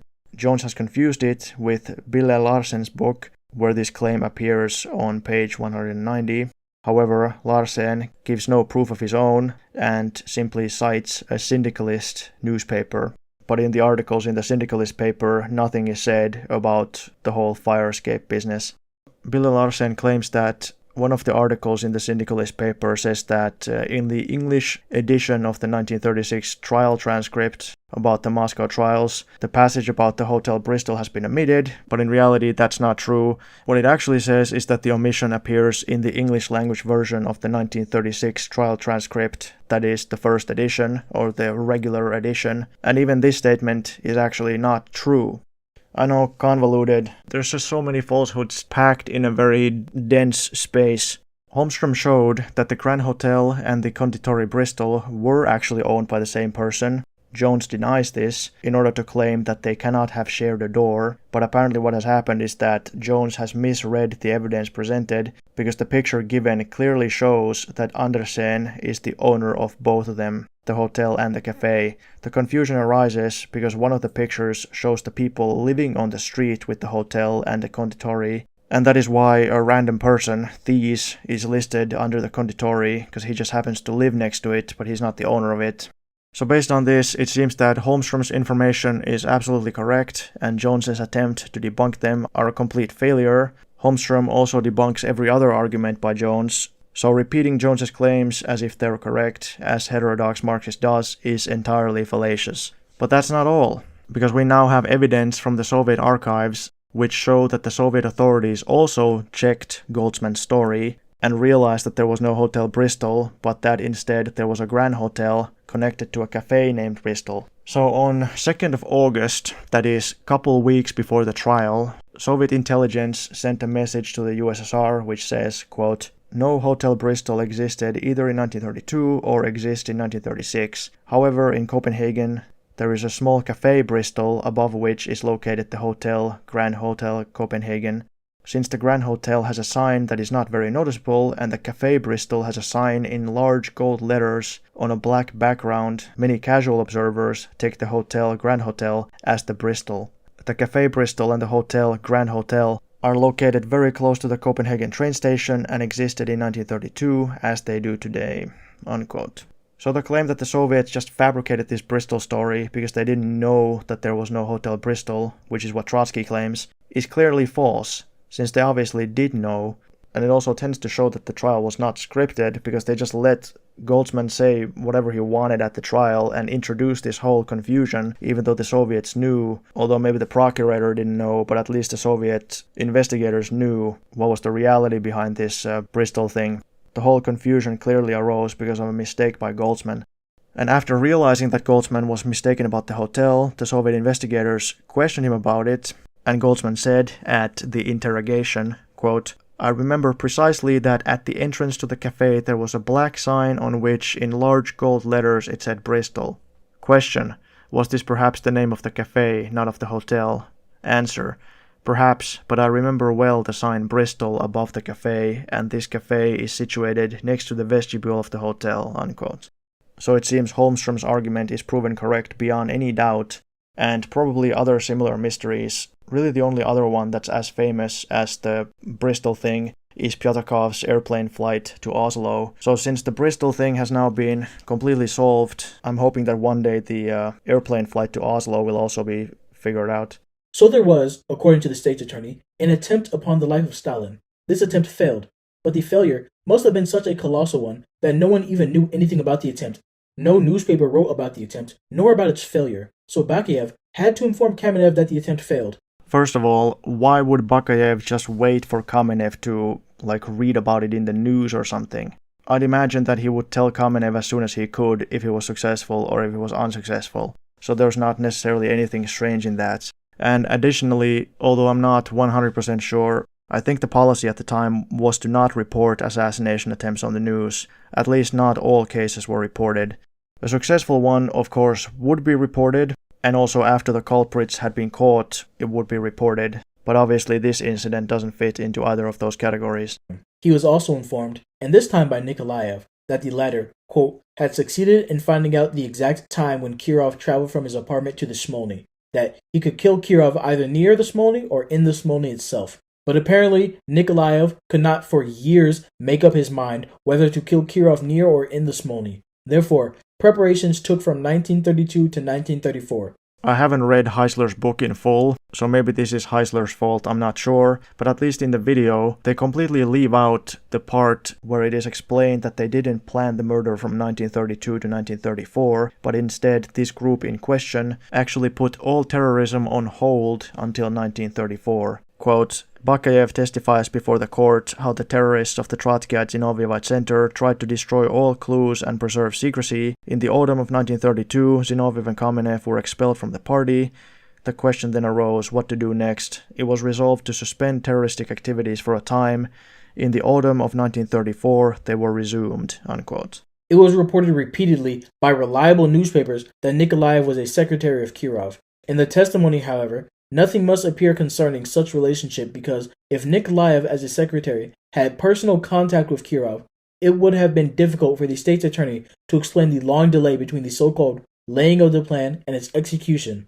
So like I said, they actually do explain why it took them so long, but regarding the claim that Nikolaev was Kirov's secretary, I checked out Leno's book, The Kirov Murder and Soviet History, which is not a good book, but it is considered authoritative by mainstream history writing. It gives the following information about Nikolaev's life. Quote, based on documents recovered, Nikolaev Leonid Mikhailovich has been a member of the Communist Party since 1924. Date of birth 1904. Social status worker. Nikolaev passed the last purge as a member of the Smolny Work Collective. From the protocol of the Purge Commission, it is clear that Nikolaev was born in Leningrad, his parents were workers, father is dead, his mother is a tram depot cleaning lady. Nikolaev finished elementary school in 1916, then apprenticed with a watch repairman. In 1919 to 20, he was secretary of a village soviet. At the end of 1920, he served as an orderly of the 978th Military Hospital. In 1922-23, he was an office manager in the Vyborg Ward Communist Youth League. At the factory Red Dawn, he was a metal worker until 1925 and then went to Komsomol work. From 1927 to 29, he worked at a mechanical factory number 7. From 1929 to 30 at the Karl Marx factory. From 1931 to 32 at the regional committee of the Komsomol. In 1931, Nikolaev worked as an assessor in the regional Communist Party apparatus. In addition, in 1932 to 34, Nikolaev worked as the head of the financial section in the regional council of the Down with Illiteracy Society. At the time of the purge, Nikolaev was a price inspector at the Regional Control Commission of the Workers' and Peasants' Inspectorate. He passed the purge. In April 1934, Nikolaev was ordered by the State Institute of Party History, where he then worked to undertake party work in transport. This was a compulsory party mobilization, probably to do propaganda work. The party collective excluded Nikolaev from the party on the grounds of his refusal to follow this order, although the ward committee later restored him to membership and censured him, unquote. So that's a pretty thorough biography of Nikolaev's life, but it says absolutely nothing about him ever being anything resembling Kirov's secretary. I was unable to find any mention of Nikolaev being Kirov's secretary. I found mention of Kirov's other secretaries, but they are not Nikolaev. Heisler says that this information that Nikolaev was Kirov's secretary comes from so-called reliable newspapers, but he doesn't give any kind of source. Why not? Neither could it be explained why Nikolaev allegedly stated to Bakayev that he, quote, had tried to get an appointment with Kirov so as to shoot him, but had failed to get an appointment.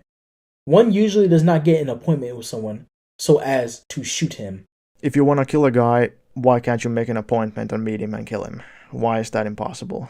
HeterodoxMarxist then quotes Heisler, where Heisler mentions how Luria and his collaborators tried to kill Voroshilov. They saw his car running past, but decided that since they only had a revolver, they wouldn't be able to kill him. So they started looking for explosives so that they could make a bomb. Again, this is presented as totally unbelievable, but is it? I'm not some kind of ballistics expert, but for instance, there was a famous car chase in Finland between criminals in a gang in 2011, and both sides were armed.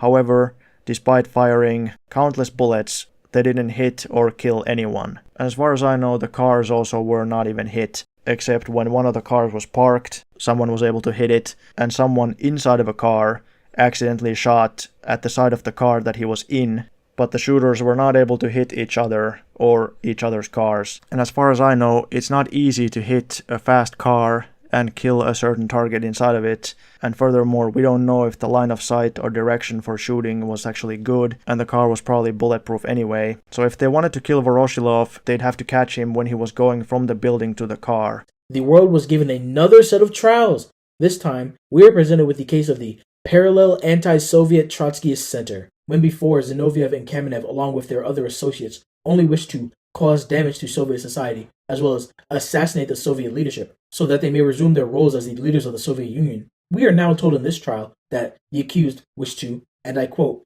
attempt to overthrow the Soviet government and restore capitalism, make a pact with the enemies of the USSR, Germany and Japan, for the purpose of provoking war, make plans for the invasion and seizure of Soviet territory by Germany and Japan, and to facilitate such invasion, engage in espionage in favor of those arch enemies of the USSR, commit acts of sabotage to weaken the Soviet state, and attempt to commit acts of terrorism, including the assassination of Soviet leaders. On this new state of affairs, Heisler writes, if one recalls the indictment against the August defendants, one sees that only the fifth point of the present indictment was leveled against Zinoviev and the 16 others. If one further recalls that from among the present defendants, at least 3, Radek, Slikolnikov, and Serebryakov, were designated as leaders of the Zinoviev conspiracy, one is confronted with a riddle, hard if not impossible to solve, i.e., how is it possible that neither Zinoviev or any of his 16 co-defendants mentioned any of the first 4 charges of the present indictment? I don't understand how this is supposed to be a riddle impossible to solve. First of all, it's not true that only the 5th point was mentioned before, because it was already said at the first trial that they were trying to overthrow the Soviet government and they were accused of being agents of capitalism, so that's point 1. However, I must say about the alleged restoration of capitalism that the Trotskyists, Zinovievists, and rightists typically did not think of it like that amongst themselves, and probably did not call it that amongst themselves usually, but instead they basically said that they want to restore the NEP in some form, albeit with certain differences such as more market reforms, more foreign concessions, etc., as was stated at the second and third trials. Restoration of capitalism is technically true, but that's not the formulation that the conspirators themselves would have used, at least a lot of the time. It's how the prosecution wanted to put it, and to which some of the defendants then admitted, although Pyatakov says that Trotsky told him that they have to make, quote, a certain retreat towards capitalism, unquote, once they come to power. And regarding the degree of that retreat, Trotsky said that it can only be determined once they've come to power. The NEP was described as a retreat, and everything else about that also sounds pretty believable to me, because Trotsky often said things like that. He made very vague plans and then said that they'll figure out the details when they get there. And furthermore, Trotsky always said that the USSR cannot survive on its own, cannot stand up to world capitalism or to the world market, and thus retreats and compromises are necessary unless revolutions succeed in other countries and rescue the USSR. And when it comes to the other charges, Trotsky also said in his public writings that the USSR will not survive an invasion or world war, and that the only way to ensure that the USSR wins is by overthrowing the government. According to Radek, just like Lenin had been a defeatist against the Tsar and Kerensky and had come to power during the war and then made peace with Germany, Trotsky also wanted to be defeatist towards Stalin and towards the Soviet Union, come to power during the war, make a peace with Germany by giving them Ukraine and other concessions. Remember that the Brest-Litovsk peace treaty also allowed Germany to keep Ukraine, which they had conquered from Russia because Soviet Russia couldn't stop them, but Lenin knew that if Germany loses the war, then they can get Ukraine back, as they did, and Trotsky was probably making the same kind of calculations. Point 2 says that they allied with Germany and Japan. Japan wasn't mentioned before, but otherwise the accusation is the same as in the previous trial. Point 3 says that they wanted there to be a war with hostile foreign states so that they could take advantage of it. This was also mentioned at the first trial. Point 4 talks about sabotage, and that's really the only new charge, and that's a big part of the trial. One could even say that it's actually the main part of the trial. And point 5 is about terrorism, which Heisler claims is the only charge that was similar between the trials. But Heisler then asks, how come the 1936 defendants didn't mention any of this? Well, first of all, they did, besides the sabotage, because that's the only thing that's new. And the sabotage was carried out by the defendants of the second trial and not the first trial, so the defendants of the first trial probably didn't even know about it, especially since the defendants of the first trial were in Leningrad and the defendants of the second trial were in Moscow, in totally different organizations. And on top of that, the whole logic of the question is bizarre. It basically asks, the defendants didn't admit to crimes that they weren't charged with. That proves that the trial is a hoax. What kind of sense does that make? Or put it another way, the defendants didn't mention or hid certain crimes and didn't bring them up. that proves the trial is a hoax. That is not logical. If the Soviet authorities had not discovered the Moscow Trotskyist organization yet, but they had discovered the Leningrad organization and put the Leningrad guys on trial, why would the Leningrad guys immediately snitch on the Moscow guys? It's false to claim that Radek and company were designated as the leaders of the Zinovievist conspiracy, because they were actually designated as substitutes. That's why it's called the parallel center. They were to become active only if the original group was smashed. And when the original group was indeed smashed, Radek and company then began their activity. The plan was exactly the opposite of what Heisler says. Heisler says that Radek, etc. were so involved that they would know everything, and supposedly the others would then also know everything that Radek and his group did, even though that doesn't make any sense, and that was never said. But actually the total opposite is the case. The Radek group, the Moscow group, was supposed to be separate from the Leningrad group so that they wouldn't get connected to it, so that they wouldn't all get caught together, and then if the Leningrad group was smashed, the Moscow group could then become substitutes, basically acting as a backup group. Heisler has done a sufficient job of showing the contradictions and the absurdities in the trials that Thimble states weren't there. I didn't mention any of these supposed contradictions in my original videos because 1. They don't seem to actually be contradictions, and 2. I hadn't even heard about most of them. I had heard about some supposed contradictions from Trotsky, but even he doesn't bring up most of the stuff that Heisler says because it seems Heisler just fabricated most of it completely by himself. Anyway, Trotsky spends most of his time talking about only 2 contradictions. Mostly he talks about Hotel Bristol, so that's why I focused on that, and also because there's actually decent information about Hotel Bristol. But Trotsky also talks about a different thing. He talks about Pyatakhov's flight to Oslo, and I haven't really seen much information about it. However, I'll grant that I should have mentioned it. Anyway, another reason why I didn't mention it is because I still don't think that it's a solid argument against the trials. But this is what the argument says. So Pyatakov said at the second trial that he went to Oslo by airplane to meet Trotsky via Germany. Heisler and Trotsky said that this is impossible because officially no flights were scheduled for that day, and furthermore, if he had gone, then someone should have noticed him. But there are a number of possibilities of how this could have actually happened. Firstly, he allegedly went on a private aircraft secretly, so there would be no record of it. They say that somebody would have spotted the plane, but I don't think that can be proven. There's no certainty that he would have been spotted.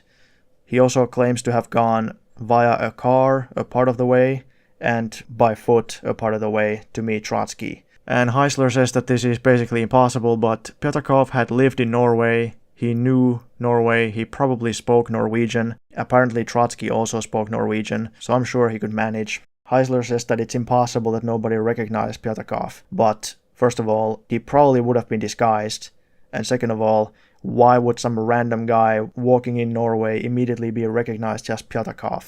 I'm sure most people outside the USSR didn't know who he was, let alone what he looked like. And on top of that, Pyatakov could have lied to the investigators. Why? Well, he could have lied to discredit the trial, or what I think is more probable is that he was trying to hide something or to protect someone. The other people on trial also did this as much as they possibly could. For some of it, we now have undeniable proof. For example, at the trial, Sokolnikov said, quote, "I was not in direct communication with Trotsky, I was not directly connected with him, and received information only through third persons," unquote. But Arch Getty has found a mail receipt of a letter from Trotsky to Sokolnikov at the Trotsky archive. And famously, at the third trial, Krestinsky said, quote, "Yes, at the preliminary investigation I confessed, but I have never been a Trotskyite," unquote.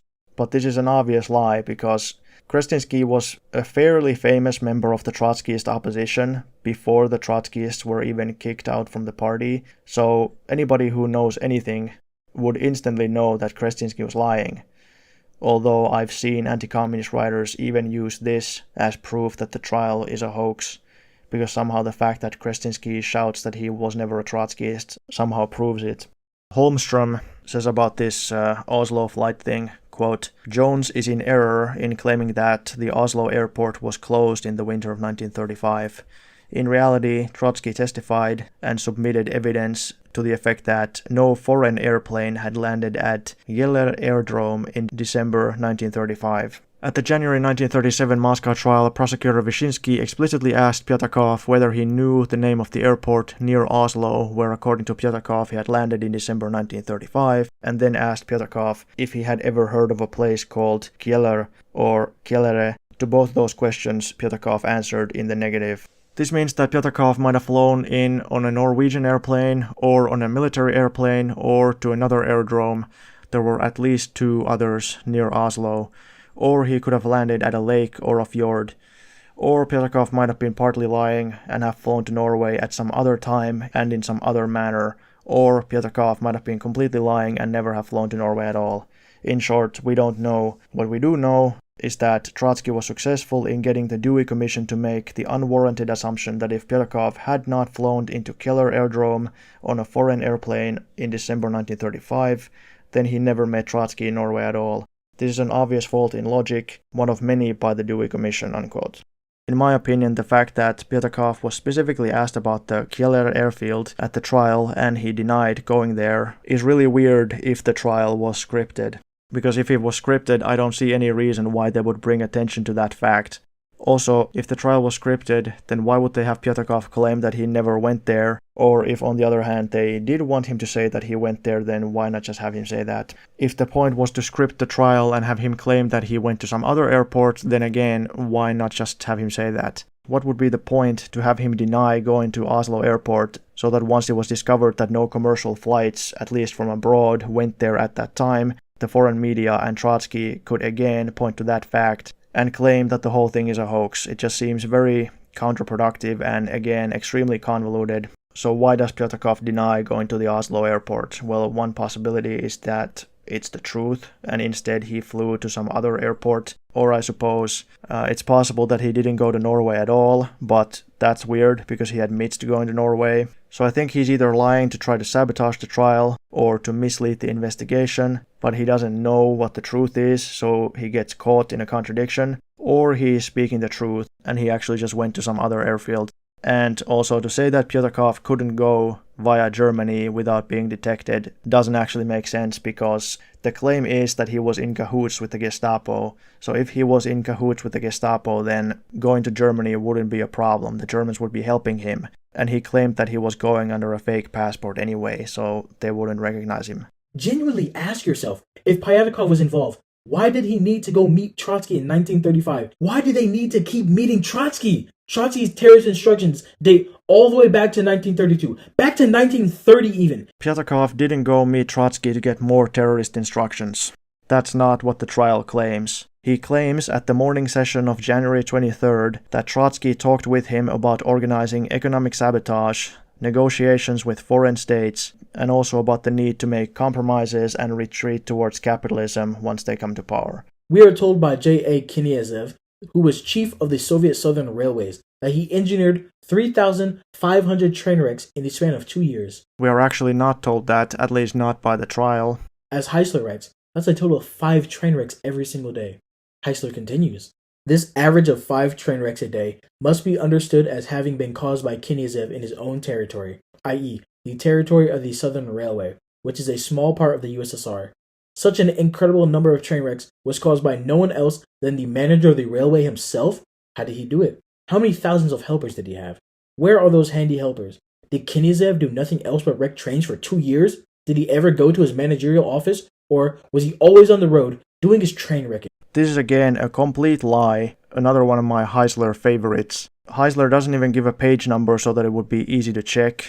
He doesn't give a direct quote either, so that it was a pain in the ass to find what he's actually even talking about. Why doesn't he give a direct quote? Why doesn't he give a page number? Could be carelessness, but it's hard not to think that he's doing it on purpose because he's lying. What Kniazev actually said is this. He was asked, quote, how many train wrecks were engineered by the Trotskyite organization under your leadership, unquote. And he replies, quote, from 13 to 15 train wrecks were organized directly by us, unquote. So Heisler says they organized like 3,500 train wrecks, but he says they organized like a little more than a dozen train wrecks. But Kniazev then says that the sabotage activity they carried out increased the total number of train wrecks and accidents in the USSR, so that there were altogether about 1,500 train wrecks and accidents, not in his area alone, and they weren't all wrecks. They were both wrecks and just simple accidents. In the United States, there are apparently 1,800 train accidents nationally every year. And we are now told that in the USSR, there has been that same amount, but all of those have been train wrecks, and they've only been relegated to one area of the country? That all of these occurred in one director's section and no action was taken prior to the trials? It's very hard to imagine how Heisler could misrepresent the statements of Kniazev so much if it wasn't on purpose. And how did the director organize these wrecks anyway? And then how he organized the train wrecks? Well, they said they tried to neglect repairs and do things like that, which could cause harm. But about the dozen train wrecks that Kniazev's group actually organized, he says they orchestrated the worst ones by wrongly using switches so that the trains would collide with each other. My friends, by this point, you must notice that, curiously, most of these plots are cartoonishly foiled or never come about. There are always plans, yet they never come to fruition. By some miracle, the angel David comes and saves Stalin and his friends from all these plots. It's strange to say that someone supposedly carries out more than 3,000 train wrecks, but supposedly at the same time they don't carry out any, but instead they're just planning. In reality, Kniazev said that he carried out approximately 14 wrecks, while the other saboteurs confessed to carrying out explosions, such as the Kemerovo explosions, which actually did take place. It's also false to claim that Kirov was the only one murdered, because Menzhinsky, Gorky, Maxim Pashkov, and Kuybyshev were also killed according to the trials. But it is true that Stalin, Molotov, and company survived. But who can honestly say that that proves there were no assassination attempts? Because killing government leaders would be very difficult, and we know that there were many assassination attempts against Stalin and others. I'm not gonna go deeply into how Kirov was killed, because the security chief Yagoda was accused of being involved in it, facilitating it, making it so that the killer could even accomplish his task in the first place, and it's a very complicated separate topic in itself. But even ignoring that aspect of it, the killer of Kirov obviously at least had a lot of luck, because with his party card he got inside the building where Kirov was, and Kirov's bodyguard at the time was not next to him, but had fallen a long distance behind, whether on purpose or not, so that Nikolaev ran right into Kirov and was able to shoot him. Usually, especially after that happened, it wouldn't go so easily. And according to Pyatakov himself, Trotsky also complained that the terrorists are not accomplishing enough and are not being active enough, but they're instead waiting for good opportunities. Pyatakov said in an interrogation, quote, "Trotsky also expressed the same extreme degree of dissatisfaction during my report about the terrorist acts that were under preparation. These are all preparations, just preparations. You're not dealing with this question seriously enough. Remember that without a whole series of terrorist acts, which must be carried out as soon as possible, the Stalin government cannot be overthrown." Unquote. Radek died on May 19th, 1939, and Sokolnikov was killed on the 21st. Is that not absurdly suspicious? Yes, that could be because the police killed them, but there is also the argument that they were killed by fellow Trotskyists as revenge. Radek, even according to his death certificate, was killed by another Trotskyist prisoner, and Sokolnikov and Radek were both in the same prison, a prison for political prisoners. In other words, probably full of other Trotskyists. It is up to Finbold to show that the holes in the story are indeed not holes. But will he? Can he?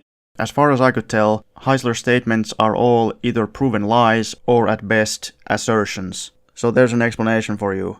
The Hotel Bristol thing is obviously a famous supposed problem with the trials, which has been completely solved by now. However, the Oslo flight still remains mysterious, but it doesn't really prove that the trial was some kind of a hoax. HeterodoxMarxist says that British and American lawyers Pitt and Davies, who were at the trial, are biased, and therefore their statements saying that the trials were accurate and the defendants probably are guilty should be dismissed.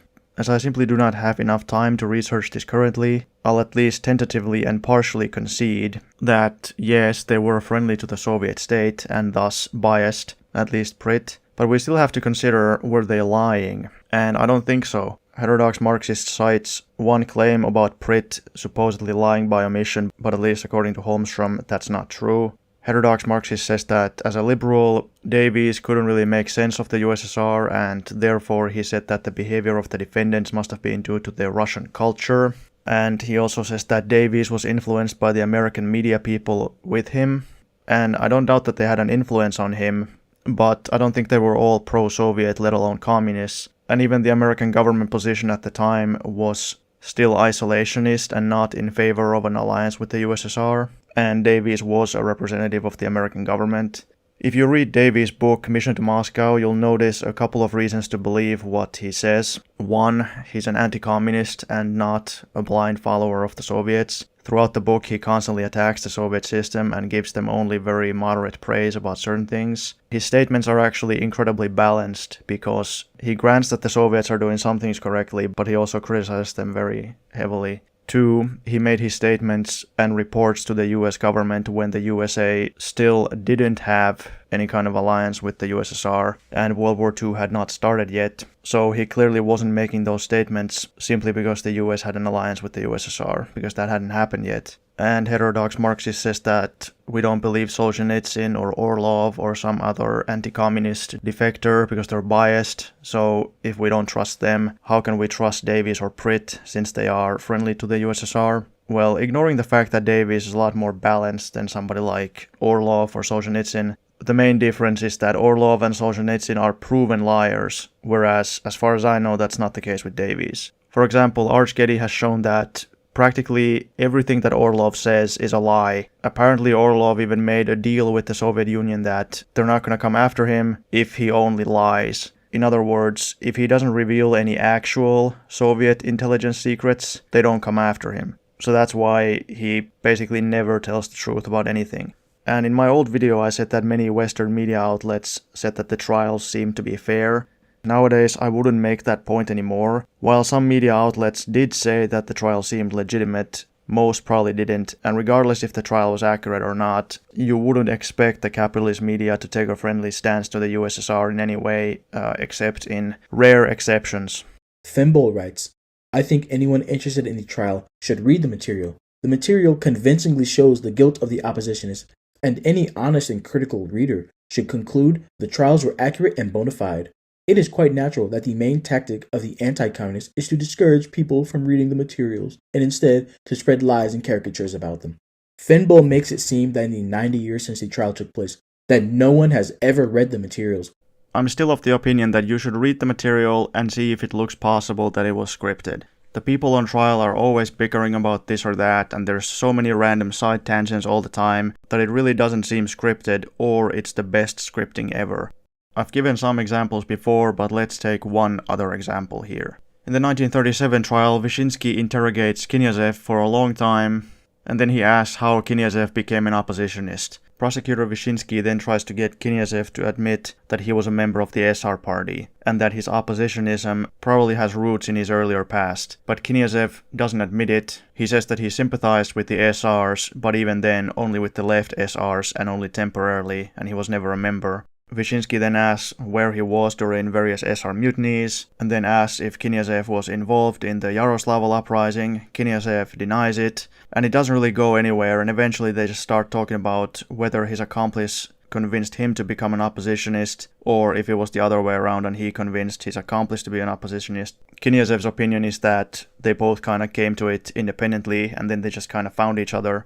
So if it's all scripted, what is the point of that? It doesn't lead to anything, it doesn't demonstrate any kind of point. It really just looks like they're just discussing, trying to see what happened, what opinions each person held, for what reasons, etc. Kniazev doesn't just admit whatever prosecutor Vyshinsky asks of him.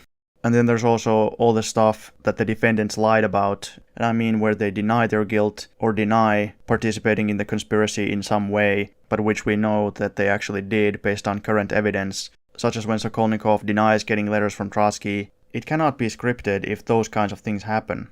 Now you can still try and claim that those people were innocent and that the conspiracy didn't happen, but the trials themselves seem pretty realistic. I haven't seen any good real reasons why we should think the trials are not convincing. At most, people could claim that what was said at the trials is unverified, and to an extent they should say that because to an extent they are unverified. However, a lot of the claims have been verified. I'll give one example. Pierre Broué writes, quote, "The report of the court proceedings of the Bukharin trial mentions two other Trotskyists in the service of Berlin, Birkenhoff and Reich. We know nothing else about the first. The accused witness Besanov asserted that Reich, a metallurgical engineer and organizer of trips to the USSR, refused to return to the USSR when he was recalled in 1932 and became a Danish citizen with a passport in the name of Johansson.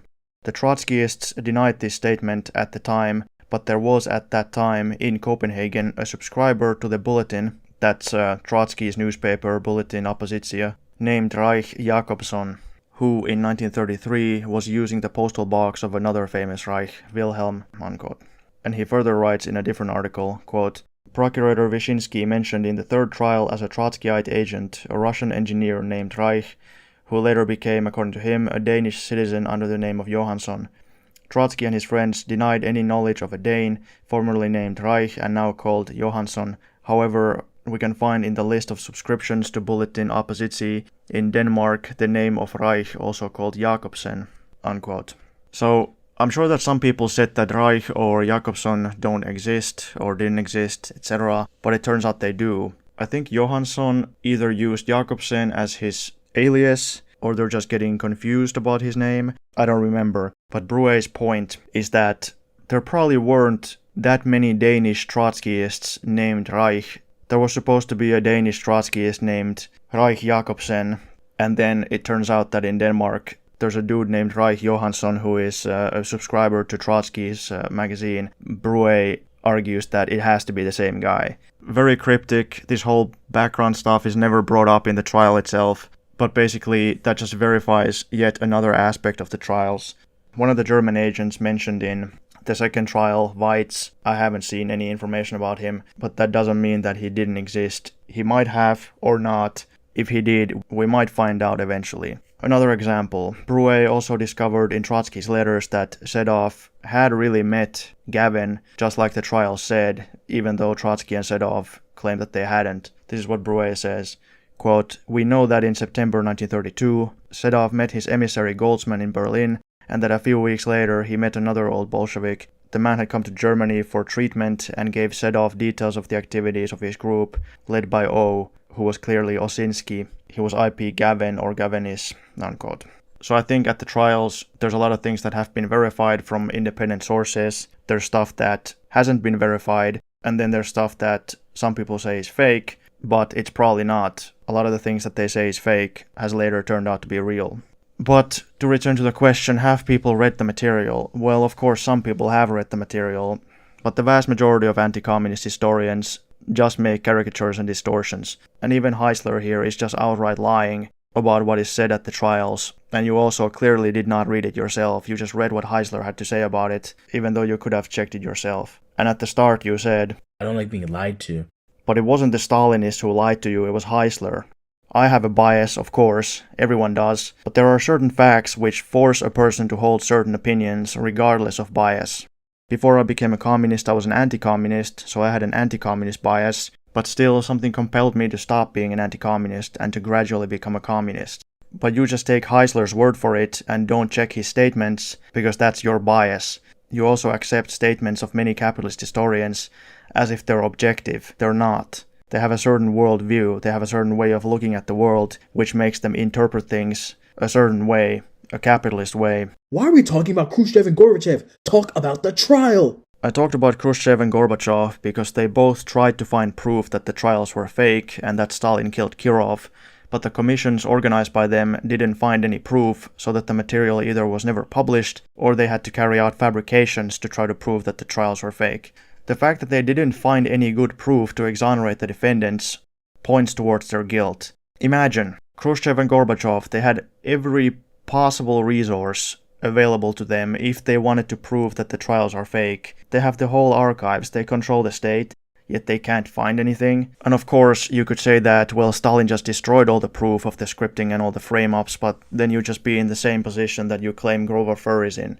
Nowadays, some people say that the Bloc of Rights and Trotskyites really did exist, and they even act like we've always known that it existed. But mainstream capitalist historians always denied the existence of the Bloc, and many still do to this day. Trotsky certainly denied the existence of the Bloc, simply because Trotsky said so. And the capitalist historians who said that the Bloc didn't exist used Khrushchev era and Gorbachev era statements and books as the source to say that the Bloc didn't exist. This is what the Gorbachev era Yakovlev Rehabilitation Commission stated, quote, It has been established, therefore, that after 1927, the former Trotskyists and Zinovievists did not carry out any organized struggle against the party, did not unite with each other, either on a terrorist or any other basis, and that the case of the United Trotskyite Zinovievite Terrorist Center was fabricated by the organs of the NKVD upon the direct order and with the direct participation of J.V. Stalin. Unquote.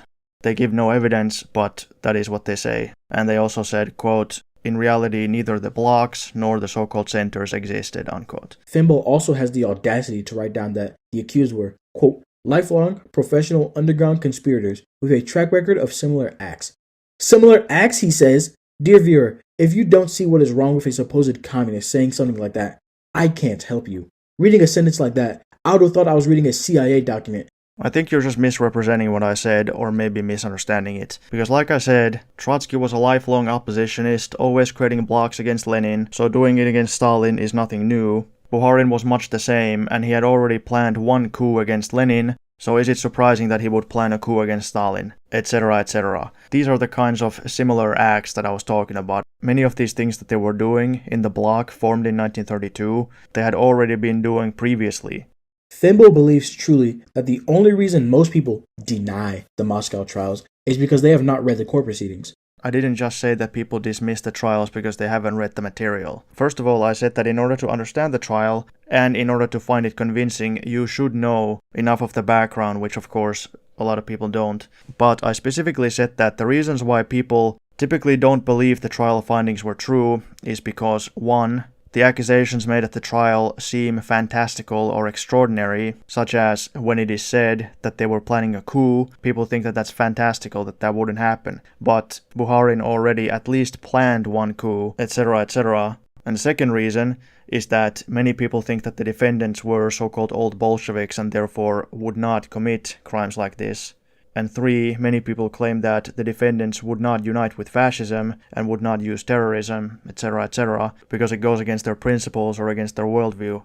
It's kind of just a different version of the second reason. Those, in my opinion, are the main reasons, but I explained if one knows the context, the various positions that the opposition had, what else had happened previously, etc., then it really doesn't seem so hard to believe. And, there's all these things like Trotsky already supported defeatism against Stalin before he was even expelled from the party. Tukhachevsky supported collaboration with the Nazis, but Radek also supported collaboration with the Nazis. And that's not really a secret either. It's just that it was kind of interpreted or depicted differently, because Radek was saying stuff like we should try to unite with kind of like Nazbol types of people and also with Nazis against the capitalist government and against the Versailles Peace Treaty. Granted, at the time there was nothing really treasonable in that.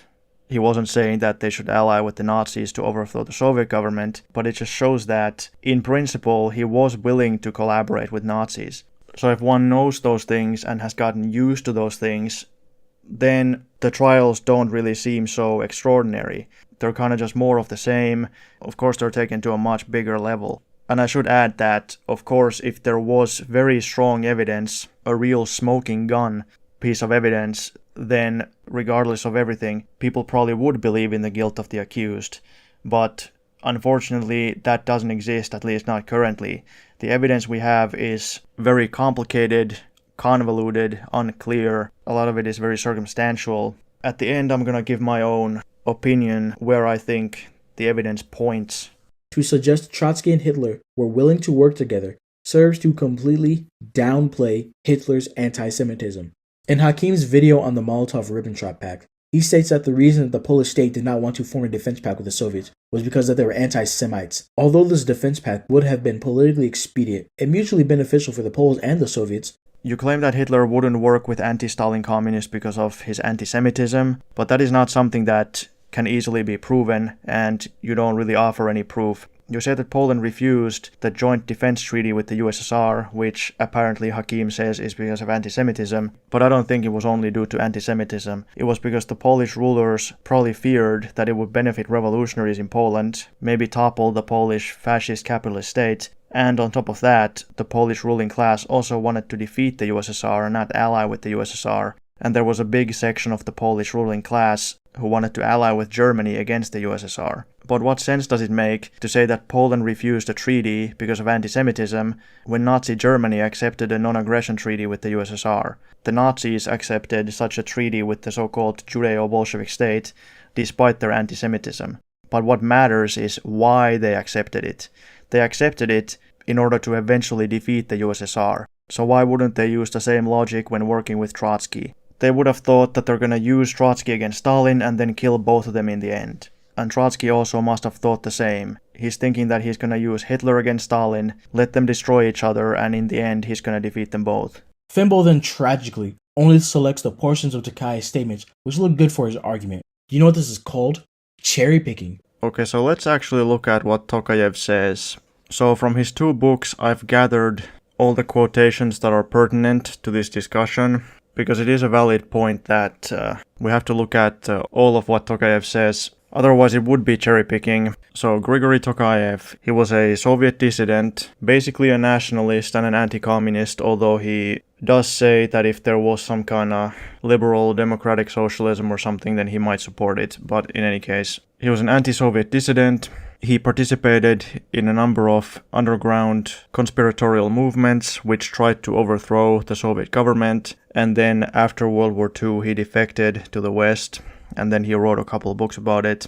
So he says that one of his friends belonged to, quote, an opposition group which long before Kirov's assassination had been forced to contemplate acts of political terror against both Kirov and Kalinin, unquote. So he's talking about the fact that there were these underground opposition groups which planned assassinations of Soviet leaders. He says on another page, quote, there have been many and varied opposition groupings. The first was that of Yanukidze, Sheboldayev and Metylyov. In 1934, there was a plot to start a revolution by arresting the whole of the Stalinist-packed 17th Congress of the party, unquote. Quote, the little Politburo had penetrated the Yanukidze, Sheboldayev and the Yagoda-Zelinsky conspiracies and broken through the opposition's links within the central institutions of the political police, unquote. Quote, there had already been no less than 15 attempts to assassinate Stalin, none had gotten near to success, each had cost many brave lives, unquote. Tokayev says that he himself thinks that assassination is a bad strategy, and that he also in principle is against it, but he said that people he knew, and also other groups, had planned or even attempted assassinations of Soviet leaders. He says, quote, there have been many successful and unsuccessful acts of terrorism against the Stalin regime, unquote. And he even says that he himself suggested carrying out the assassination of Andrei Zhdanov. He writes, quote, what if the shot of 1934 were repeated? In other words, Smolensky asked at last in a hushed voice, you are suggesting that I should organize the assassination of Zhdanov. I replied that this was what I meant, unquote. Quote, there are many thousands of people who are constantly opposing the Stalinist line. There are hundreds who are constantly plotting against the regime. There are even groups who plan terrorist acts against the leaders in the Kremlin, unquote. And about the assassination of Kirov, he writes, quote, it was not remarkable that the oppositionists of Leningrad fastened their hatred on him. When the assassin Nikolaev, at his first cross-examination, declared that the Leningrad opposition had its own special accounts to settle with Kirov, he was only being just. The error lay only in the method of settlement, unquote. And, quote, the principal initiators of the 1933 purge were Stalin and Kirov, and of the two, Kirov was the more responsible. He had already tried out purging in his own sphere in Leningrad. Indeed, that is what cost him his life. I have good reason to put on record that it was not in 1934, as the official Kremlin reports of the trial of the so-called Leningrad Center suggests, but in the spring of 1933 that his assassination was first mooted, and that by men who should have known better. Personal detestation had blinded them to the lessons of history. They were sick to death of the incessant carping criticism, the ruthless terrorism and suppression of freedom of thought by Kirov, and the news that the party had decided to carry out a chiska, or a party purge, on a nationwide scale made them finally lose their patience, unquote. So why is this relevant? He basically confirms a lot of the things that are said at the various Moscow trials. He says that there were these underground opposition groups which carried out assassinations and terrorism. He says that there were many different kinds. He himself was in a sort of bourgeois democratic nationalist one and in a military one. He spoke with Bukharin, he spoke with some other oppositionists, but he wasn't super connected with them. He even corroborates that Enukidze and also Shaboldayev were involved in these conspiracies. He even corroborates that Jagoda was involved in the conspiracies, and he says that when Jagoda was caught, that was bad because the Politburo had, quote, broken through the opposition's links within the central institutions of the political police, unquote. However, it should be said that Tokayev still claims that the Moscow trials were basically a hoax, kinda, and if this wasn't brought up, then it would be misrepresenting his actual view. So he says, quote, a united Trotskyist-Zinoviev movement in fact had never existed, unquote. But obviously that's not true. Trotsky's letters prove that such a movement existed. So the question becomes, why does Tokayev say that?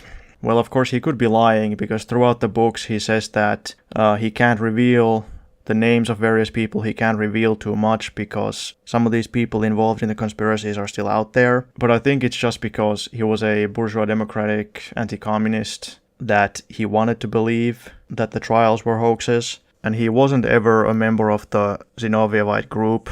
And that is why he writes, quote, Zinoviev himself and his associates, not one of whom had the slightest connection with the assassination, were arrested by the NKVD. On the 22nd of December, the TASS agency published an NKVD communique concerning the discovery of an alleged Leningrad center, that's the Zinovievite Trotskyite terrorist organization. He says there was in fact no such underground organization. The names Leningrad Center and Moscow Center were invited by the Stalinists to conceal the names of other existing organizations. I think that is potentially true. The term Bloc of Rights and Trotskyites, I'm not sure if that was ever actually used by the Trotskyists and Rightists themselves. Certainly the other terms used at the trials, such as the anti-party, anti-state Trotskyist group or whatever it's called, certainly those were all coined by the prosecution. But he goes on, he says, the alleged members of the Leningrad Center were Kotelyanov, Rumyantsev, Mendelstam, Myasnikov, Levshin, Shatsky, Sositsky, and Nikolaev. All these alleged Zinovievists had in fact detested the very name of Zinoviev ever since his declaration of loyalty to Stalin at the 17th Party Congress, unquote. So I think why he says that is that officially and publicly that is entirely true, because obviously in 1927 Zinoviev said that he is no longer in the opposition, and that's why Trotsky calls him a capitulator. But Zinoviev and Trotsky make a new alliance in 1932, and still at the 17th Party Congress in 1934, Zinoviev publicly says that he supports Stalin and he opposes Trotsky and he's not in the opposition, even though we know that he really secretly was an oppositionist. So a lot of people obviously wanted to support the opposition, and they didn't know that Zinoviev secretly was an oppositionist still, so they were mad at him because publicly it seemed like he had stopped his oppositionism. So it has a lot to do with that. It's possible that some of the people in the Zinovievite organization did not know that Zinoviev was actually the leader of it, but it's also equally possible that they did know and they just publicly act like they hate him because they would have to, they would literally have no other choice. And Tokayev also says that like two people could be living in the same apartment for 2 years and they could both be in the opposition and not know that the other one was also in the opposition because they were so conspiratorial. And that's how it was like in the underground Finnish communist movement as well. So take the assassin Nikolaev, for instance. I'm not sure what he knew exactly. According to all the statements by all the accused at the trials, they all said that Trotsky specifically told them to not reveal all the plans to everybody. So if Tokayev claims that there was no united Trotskyist-Zinovievist movement, or he claims that Zinoviev wasn't involved in it, well, that's factually false, but it either means that he's trying to push an anti-communist narrative, he's pushing the narrative that these trials are fake, or he genuinely believes that. Neither one of those are hard to believe, but then it raises the question, well, since Tokayev is wrong about this, can we trust anything he says? You have to take everything with a grain of salt, but what he says about the plot to kill the party leadership at the 17th Party Congress, well, he's not the only one to say that. What he says about Jagoda has also been verified by a lot of other sources which are in no way related to him and in no way even related to the trials. A lot of the other stuff he personally experienced, the assassination plans. So I think he could be wrong about some of that, but I think it's not warranted to dismiss all of it. And really the primary reason why I say that is that if Solzhenitsyn claims that the Soviet Union is bad, well, usually the stuff that Solzhenitsyn says is not verified by anything, whereas what Tokayev says to an extent is verified by other things. But also Solzhenitsyn has an interest to say that the Soviet Union is bad. But what interest, what benefit does Tokayev get from saying that they were trying to assassinate Soviet leaders? It goes against the typical anti-communist narrative. It really goes against his own interest to say that, so I think he's saying it because it's true. The claim that the trials are fake, I think that's more of him just repeating the anti-communist narrative because he has to. You know, this is source criticism. This is looking at what he says and trying to figure out why he says it. But of course, it's not really an exact science. If all the information we had was just Tokayev, then it wouldn't be on a very firm foundation. But it is something. And about Nikolaev's ties to the Zinovievists, I'll also mention that, according to anti-communist historian Matthew Leno, Khrushchev ordered the destruction of all the evidence that Nikolaev was a Zinovievist. This was re-examined for the first time in 1956, and Molotov was involved in the investigation, so for that reason, Khrushchev ordered that this evidence be destroyed so that Molotov wouldn't see it. He writes that, quote, Serov and Rudenko, who were Khrushchev's henchmen, or their subordinates who authored the memoranda, chose to make a clear-cut argument that Nikolaev had no relationship at all with the ex-Zinoviev supporters convicted at the trial of the Leningrad Center. On January 27, 1956, the KGB destroyed central records on the case file Svoyak, the all-union surveillance operation against the Zinovievites. It seems likely that Svoyak contained more evidence than Serov wanted Molotov to see, either of counter-revolutionary talk among former Zinovievites and or of Nikolaev's connection with the accused in the Leningrad Center. Serov concealed other evidence of connections between Nikolaev and the ex-Zinovievites, Kotolyonov, Antonov, and Shatsky. The excerpts from Nikolaev's diaries that he released to the Molotov Commission in April 1956 contained no reference to these men, but we know from later releases of data that Nikolaev did mention all three in his diaries, unquote. It should be obvious that if Nikolaev actually was not a Zinovievite, then there would be zero reason to destroy evidence of him being a Zinovievist. This is also interesting because it proves that evidence of the Trotskyist conspiracy was deliberately destroyed.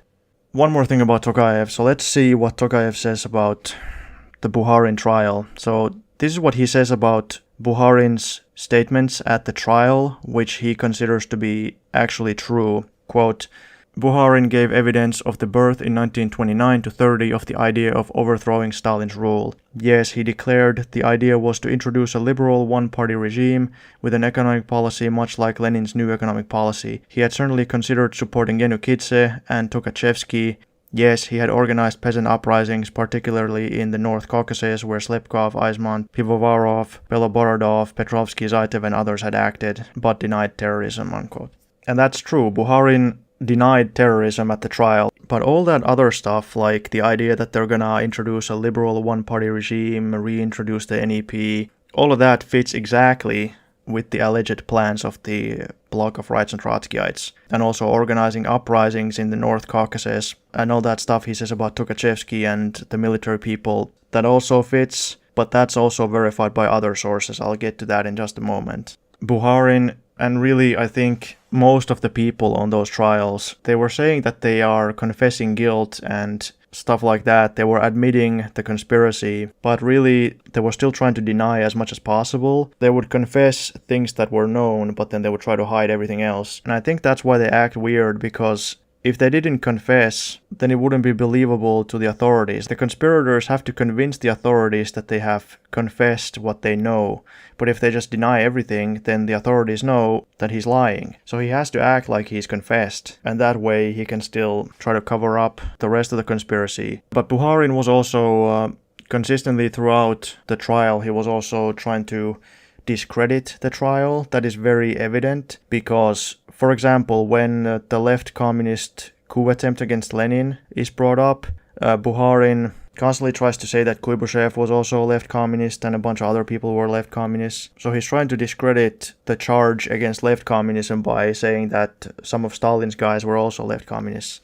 And then later, this is what Tokayev says, quote, Bukharin says, there was talk not of detaching the Ukraine or Belarusia, not of giving them to the Germans, but of national independence. In any case, in 1930, when we discussed these matters, there could have been no talk of giving Ukraine or Belarus to the Hitlerite fascists for the simple reason that Hitler was not yet in power and German fascism as yet did not exist in a state form, unquote. So, Bukharin and Tokayev as well, they both thought that this is a really good point. Bukharin is not simply confessing to everything, he's trying to discredit the charge. But really the significant thing is that he is saying that they were supporting the secession of Ukraine and Belarus. He's just saying that the Nazis weren't involved in it. Well, of course, in 1930, the Nazis wouldn't have been involved, but later they got involved. For example, he talks about the Barcelona May Days. He earnestly describes the POUM as Trotskyist and seriously treats the event as if it was some planned uprising in favor of Franco. Regarding the POUM, I'll just say this. The Spanish POUM party was officially not Trotskyist, although it shared Trotsky's anti-Stalin position. Trotsky's main disagreement with POUM was that Trotsky wanted the POUM to separate from the anti-fascist coalition and turn against it, while the anti-fascist coalition government was currently waging a civil war against forces of Franco, which were supported by Italy and Germany. The leader of the POUM was Andres Nin, who was a long-time Trotskyist. However, he had developed some disagreements with Trotsky. For example, the POUM joined the anti-fascist coalition against Trotsky's orders. Kurt Landau was also another Trotskyist holding a high position in the POUM. According to Pierre Broué, one of Trotsky's secretaries, named Erwin Wolf, was sent to Spain in 1937, quote, to help on the spot with the reorganization and reorientation of the minuscule Bolshevik-Leninist, that is, Trotskyist section, unquote. And only a month after his arrival to Spain, the POUM was indeed reoriented. In other words, it changed its position. The POUM then accepted Trotsky's position that they should no longer collaborate with the anti-fascist coalition, and instead they started an armed attack against it. Assuming that the POUM was not collaborating with the fascists, or that the POUM was not deeply infiltrated by the fascists, what sense does it make to attack the anti-fascist government which is currently fighting a civil war against fascism? According to a Soviet intelligence officer named Sudoplatov, who is rather famous and has written a lot of memoirs, and I've seen a lot of historians use his memoirs to say various things, and at least a lot of the information, in my opinion, is not correct. And in any case, I haven't read any of Sudoplatov's memoirs, so I'm not going to say anything about the validity of those, except that apparently, even though Sudoplatov was not really pro-Stalin when he wrote in the 90s, he still seemed to think that the Trotskyist conspiracy in Spain was real, but I'm not just gonna take his word for it. I haven't even read his book in full. So I looked at his source. He says that the Soviet intelligence was informed that Trotskyists were organizing the Barcelona May Day uprising together with fascists, and that they were informed about this by Schulz-Boysen, a worker in the German Foreign Ministry, who was also a secret member of the anti-Nazi spy organization called the Red Orchestra. And when the Nazis caught him and had him executed, the fact that Schulz-Boysen had revealed this information to the Soviets was even cited as one of the charges for why he should be executed. This is what the Nazi military court says about Schulz-Boysen. Quote, at the beginning of 1938, and notice that they actually get the year wrong, it was 1937, but I think that was probably just a genuine mistake. At the beginning of 1938, during the Spanish Civil War, the accused learned in his official capacity that a rebellion against the local Red government in the territory of Barcelona was being prepared with the cooperation of the German Secret Service. This information, together with that of von Pöllnitz, was transmitted by him to the Soviet-Russian embassy. Unquote. But now I will summarize why I myself think that the Moscow trials were probably accurate. And I'll also talk about Humbert Rose. Some people say that the charges made at the trials were so fantastical that they cannot be believed. Well, that's not the case. The alleged plan of the Bloc of Rights and Trotskyites, the entire logic of it fits pretty well with what Trotsky and his collaborators had said earlier. It makes sense why they would do it like that. Of course, it's still a very risky plan, but according to the defendants, they thought that their organizations were smashed in the early 1930s and they wouldn't survive the repression carried out by the Soviet state for very long, so they had to act quickly, and the only thing they could do is they would have to assassinate the government. At first, they thought that the government would collapse because of economic disasters, and of course Trotsky would think that trying to build socialism in one country wouldn't work, but then it didn't cause the state to collapse. So then all the more they think that they have to carry out assassinations, but they also have to make deals with all the foreign states because they know that there's going to be a world war, or at any rate the foreign powers could invade at any moment. And then they go back and forth between, can they just carry out a coup or a military coup like with Tukhachevsky, or do they need the foreign invasion as well? And then once most of the conspiracies are defeated, then Jagoda and Yezhov still think that they have to try and act quickly, otherwise they will also be destroyed. But then they fail, and then the foreign invasion comes, but it comes too late. It is a pretty crazy conspiracy, but it's still not nearly as difficult to believe as people make it out to be, and it's entirely in the realm of possibility. So some of the things that have been corroborated, well, the sabotage stuff, John Littlepage basically confirms a lot of the sabotage charges against Pyatakov. He says that he was with Pyatakov as a member of the purchasing committee in Germany, where he said he saw Pyatakov basically buy useless junk from the Germans, seemingly deliberately, and then he even tried to stop it, and he was able to for a moment. And there are also some others who say the same. John Scott, who was a right-wing anti-communist, but he worked in the USSR at the time. He also says that the sabotage was real. And Carol Holmes might have been a leftist, I'm not sure. Littlepage was also an anti-communist, apparently, so they wouldn't have any kind of leftist bias. Tokayev, he verifies that Jagoda was involved in the conspiracy. He also verifies a lot of the Zinovьevist conspiracy, even though he claims that it was fake. He also says that there was a broad military nationalist conspiracy. And the stuff about Jagoda has also been spoken of in many other sources. For example, Merle Feinsaw, the capitalist historian, writes, quote, "The right wing, according to Boris Suverin, who was a one-time Trotskyist, according to Boris Suverin, also had the sympathy of Jagoda, the deputy chief of the GPU, but if Jagoda's attitude was benevolent, it displayed itself in covert rather than in open assistance to the right," unquote. And Arch Getty writes that when former rightist, or rather, he never really stopped being a rightist, but the right opposition was just officially destroyed. But anyway, he says, when former rightist Tomsky committed suicide in August 1936, he left behind a letter hinting that Jagoda had been the one to recruit him into the right opposition back in 1928, unquote. And Trotskyist Victor Serge, who obviously wanted to say that this was all fake, he still also admitted that, quote, Jagoda sympathized with the right opposition, unquote. So it was pretty well known eventually. Another piece of evidence that I think seems pretty strong, it's kind of hard to dismiss it, is the Lyushkov stuff. Obviously, Yezhov was allegedly a member of the Bloc of Rights and Trotskyites, and he was a rightist. Lyushkov was Yezhov's second-in-command, along with Frinovsky. There's a capitalist historian named Cooks who wrote about Lyushkov's defection to the Japanese. And when he was in Japan, Lyushkov, he basically wrote articles for the newspapers, and he also gave a press conference where he said that Soviet Union is bad, Stalin is bad, the Moscow trials are fake. But then when he spoke with the Japanese intelligence, he actually told them that a lot of the conspiracies are real. In one of his newspaper articles, he wrote, quote, "No conspiracy did or could exist," unquote. And also in an interview, he said, quote, "Nikolaev definitely did not belong to the Zinoviev group," unquote. But then he contradicts himself, because in one of his newspaper articles, he writes that, quote, "Nikolaev had sympathies for the Zinoviev faction," unquote. Which of course is entirely true. Everybody knows that. But what he told the Japanese intelligence people is the following. He said that he was a Trotskyist. So he's Yezhov's second-in-command, but he's a Trotskyist. Well, I mean,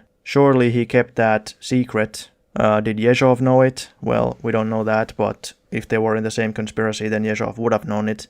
So he's a Trotskyist, and he defects to Japan, and he starts to collaborate with the Japanese. And he basically does everything that the Bloc of Rights and Trotskyists allegedly were supposed to be doing. This is what Cooks writes, quote, "Among the more current Russian language books which Lyushkov acquired in the Kanda book district of Tokyo were a number of Trotskyite items. One Japanese intelligence officer remembered that Lyushkov said he was a Trotskyite himself. Lyushkov's interpreter also told this writer, that is Cooks, that he felt the Russian seemed personally to be a Trotskyite. Lyushkov's view was that Trotskyite ideology was required to convert the Russian people and cause them to lose respect for Stalinism. Some Japanese officers were of the opinion that, especially after he settled down domestically in Tokyo, Lyushkov ceased to be a Trotskyite and became a liberal communist. Only Lyushkov's violent anti-Stalinism was now apparent, a personal hostility that transcended ideological considerations. Never did Lyushkov turn his back upon so-called pure communism, unquote. So they thought he was a Trotskyist, and apparently he even said that he was a Trotskyist, but some of them said that he eventually just became some kind of anti-Stalin communist. But what did he want the Japanese to do? Well, Cooks writes, quote, Lyushkov did not say that the Stalinist regime would fall, but insisted it had to be overthrown, unquote. And, quote, it continued to be Lyushkov's conviction that only foreign pressure such as war could overthrow Stalin's government. Lyushkov was in favor of Japanese entry into the war against the USSR in concert with Germany, unquote. So he's literally a Trotskyist who collaborates with the Japanese and says that, Japan and Germany should invade because that's the only way that Stalin can be overthrown. According to Lyushkov, quote, within the Soviet armed forces, elements hostile to the regime existed, universally hostile to Stalin, but nurturing different objectives. By the way, this is also what was said by the defendants at the Tukhachevsky trial, and also at other trials and interrogations. People talk about the Tukhachevsky conspiracy. They say that there were all these different military groups, had different ideologies, but they were united together. Cooks continues, one group of commanders had been sincerely loyal to Trotsky, for example Putna, Primakov and others, working in his favor. Another group of Soviet commanders of Polish, German, Yiddish and similar minority backgrounds were disappointed with the course of communism and had resurrected historic feelings, for example Kork and Eidemann. Still another group of commanders had served in the Tsarist army, favored a military putsch, and had prepared to cooperate with any other groups, for example Tukhachevsky, Uborovich, Kashirin, Orlov, etc. Unquote, and then he even mentions a bunch of others. So, HeterodoxMarxist says that he thinks the Tukhachevsky conspiracy was probably real. Well, at the Tukhachevsky trial, which was secret, but some of the stuff has been declassified now, at the trial they all talk about how they're connected to the Bloc of rights and Trotskyites. But assuming all that's fake, even here, Lyushkov is saying that Putna and Primakov were Trotskyists, and that they're collaborating with Tukhachevsky. And Cooks also writes, quote, according to Lyushkov, the interrogations of Deribas, Sabatny and Barminsky established that in the NKVD and the border guards, a plot centering on Gamarnik had been fomented, unquote.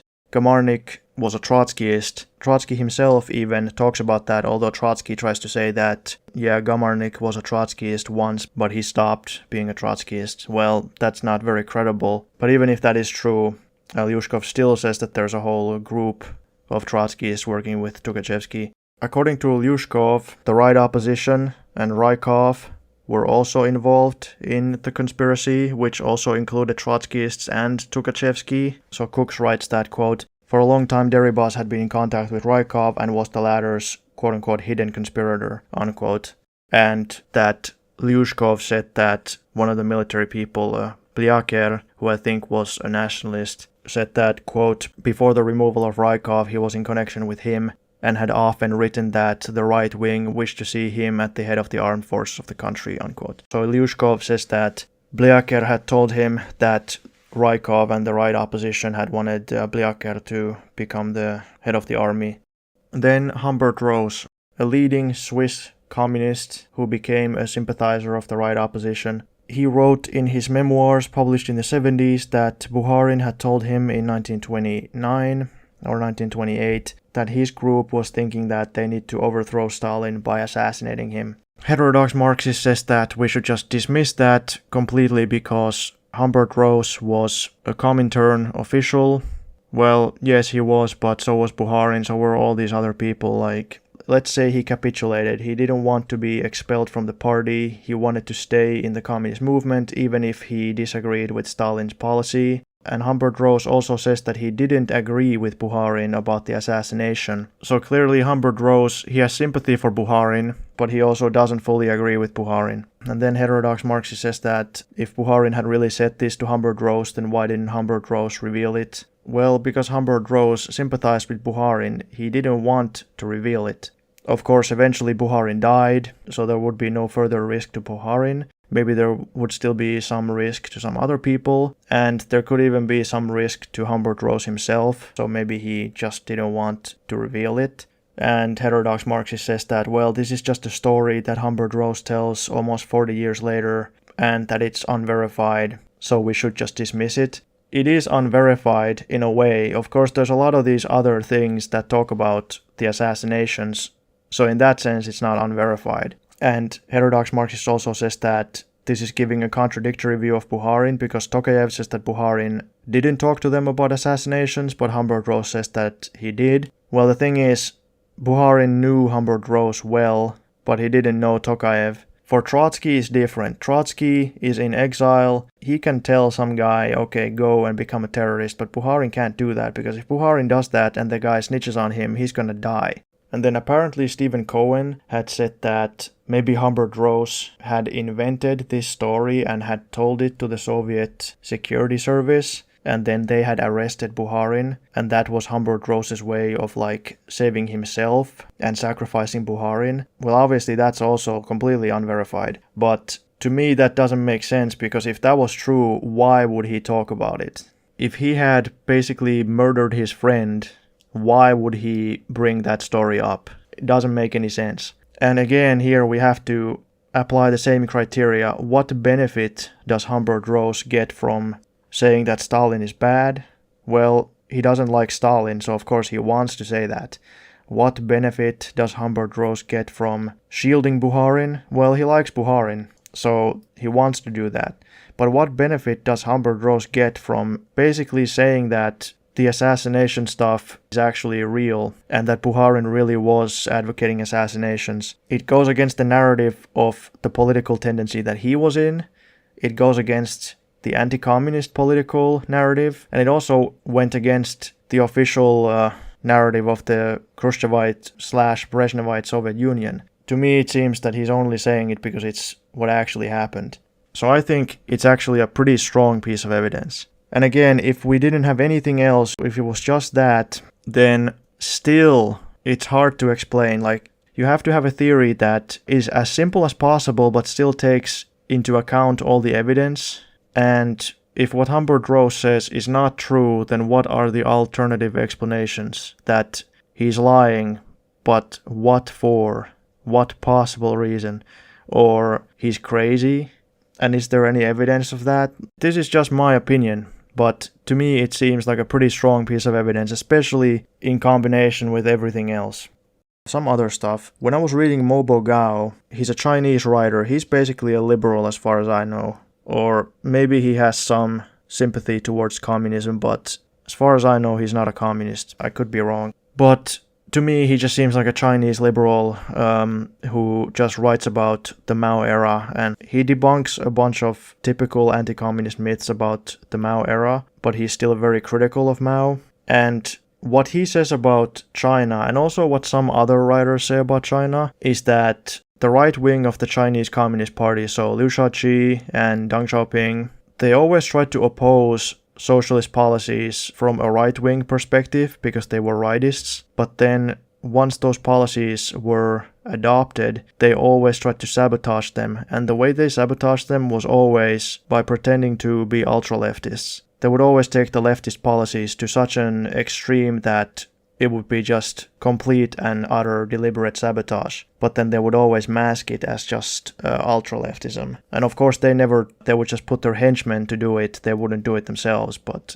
they were always behind it. And even during the Cultural Revolution, to protect right-wing revisionists from losing their positions, they would launch all these violent attacks and all these purges and even violent excesses against ancient regime clerics and landlords and gentry and Kuomintangists and other people like that, and they would just pretend that it's ultra-leftism even though it's deliberate sabotage, not by ultra-leftists but by rightists. And that is exactly what a lot of the people in the Bloc of Rights and Trotskyites also did. That's exactly what Yezhov was accused of doing. That's what a lot of the so-called ex-Trotskyists, so people who really were Trotskyists but they claimed that they were no longer. That's what a lot of those people were accused of doing. And that's not really proof that the stuff in the Soviet Union really happened, but it just demonstrates that it's entirely possible. And in a sense, it's even predictable. It seems to be like a universal thing that rightists just would do. So to me, that also makes the conspiracy like a lot more believable, because even in other countries, things like that happened. And it's especially convincing because I think Mobogao is not a communist, and he's also in China. So I don't think that he really knows about the Moscow trial stuff all that much. He's also never made any connection or mentioned that it's similar to Russia. He just brings it up as if it's some kind of unique thing, like unique to China. So I think that also in part makes it more credible. But then lastly, we already talked about the Ukraine stuff, but HeterodoxMarxist says this. He uses quotes from Ho Chi Minh and Mao that state Chinese and Vietnamese Trotskyists were agents of Japanese fascism, which I don't believe. It's not just Mao and Ho Chi Minh who say it. This is what Edgar Snow has written. And Edgar Snow obviously had sympathies for communist China, even though he was not a communist, and he was also quite anti-Stalin. But this is what he has written about the Chinese Revolution and World War II in China. He writes, quote, "Trotskyites did appear. They earned a very bad stigma as spies and traitors. Many of them were led by the logic of their position to join the fascist KMT blue shirts and betray former comrades to the police, and they never developed any important mass influence or following, and remained a curious agglomerate of tragic, cynical and isolated intellectuals." Unquote.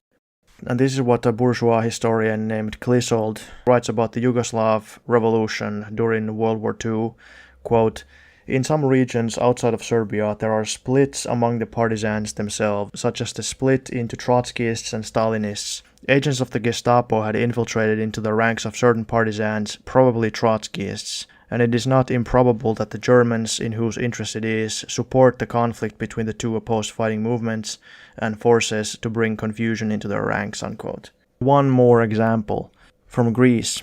So in Greece, the Trotskyists, they had split into different groups. At the insistence of the Fourth International, the Greek Trotskyists held a conference in 1946 to try to unite all the various groups, and I think they did. But they all opposed the anti-fascist movement during World War II, and also they opposed the revolution, which began almost immediately after World War II in Greece. And this is what the Greek Trotskyist party wrote at the Unity Conference of the Trotskyists. They write, quote, "The task of the Proletarian Party," by which they mean the Trotskyist party, "under occupation is to intensify its struggle against nationalist organizations and protect the working class from anti-German hatred and nationalist poison.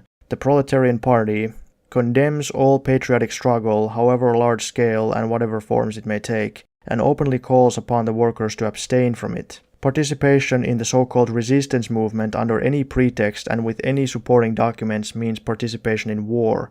The detachment of the masses from the influence of nationalist organizations and the struggle for socialist revolution is only possible outside these organizations and with a fierce struggle against them and against their nationalist policies." Unquote. And when they're talking about nationalist organizations, they're talking about the EAM, which was the mostly communist Greek partisan movement. It was both a national liberation movement, because it was against Italian and German occupation, but it was also an anti-fascist movement and also a communist movement, which wanted to carry out a socialist revolution. But the Trotskyists call it a nationalist group and say that workers should abstain from anti-fascist resistance and shouldn't take part in the resistance movement under any pretext. And that anti-Nazi propaganda is anti-German poison.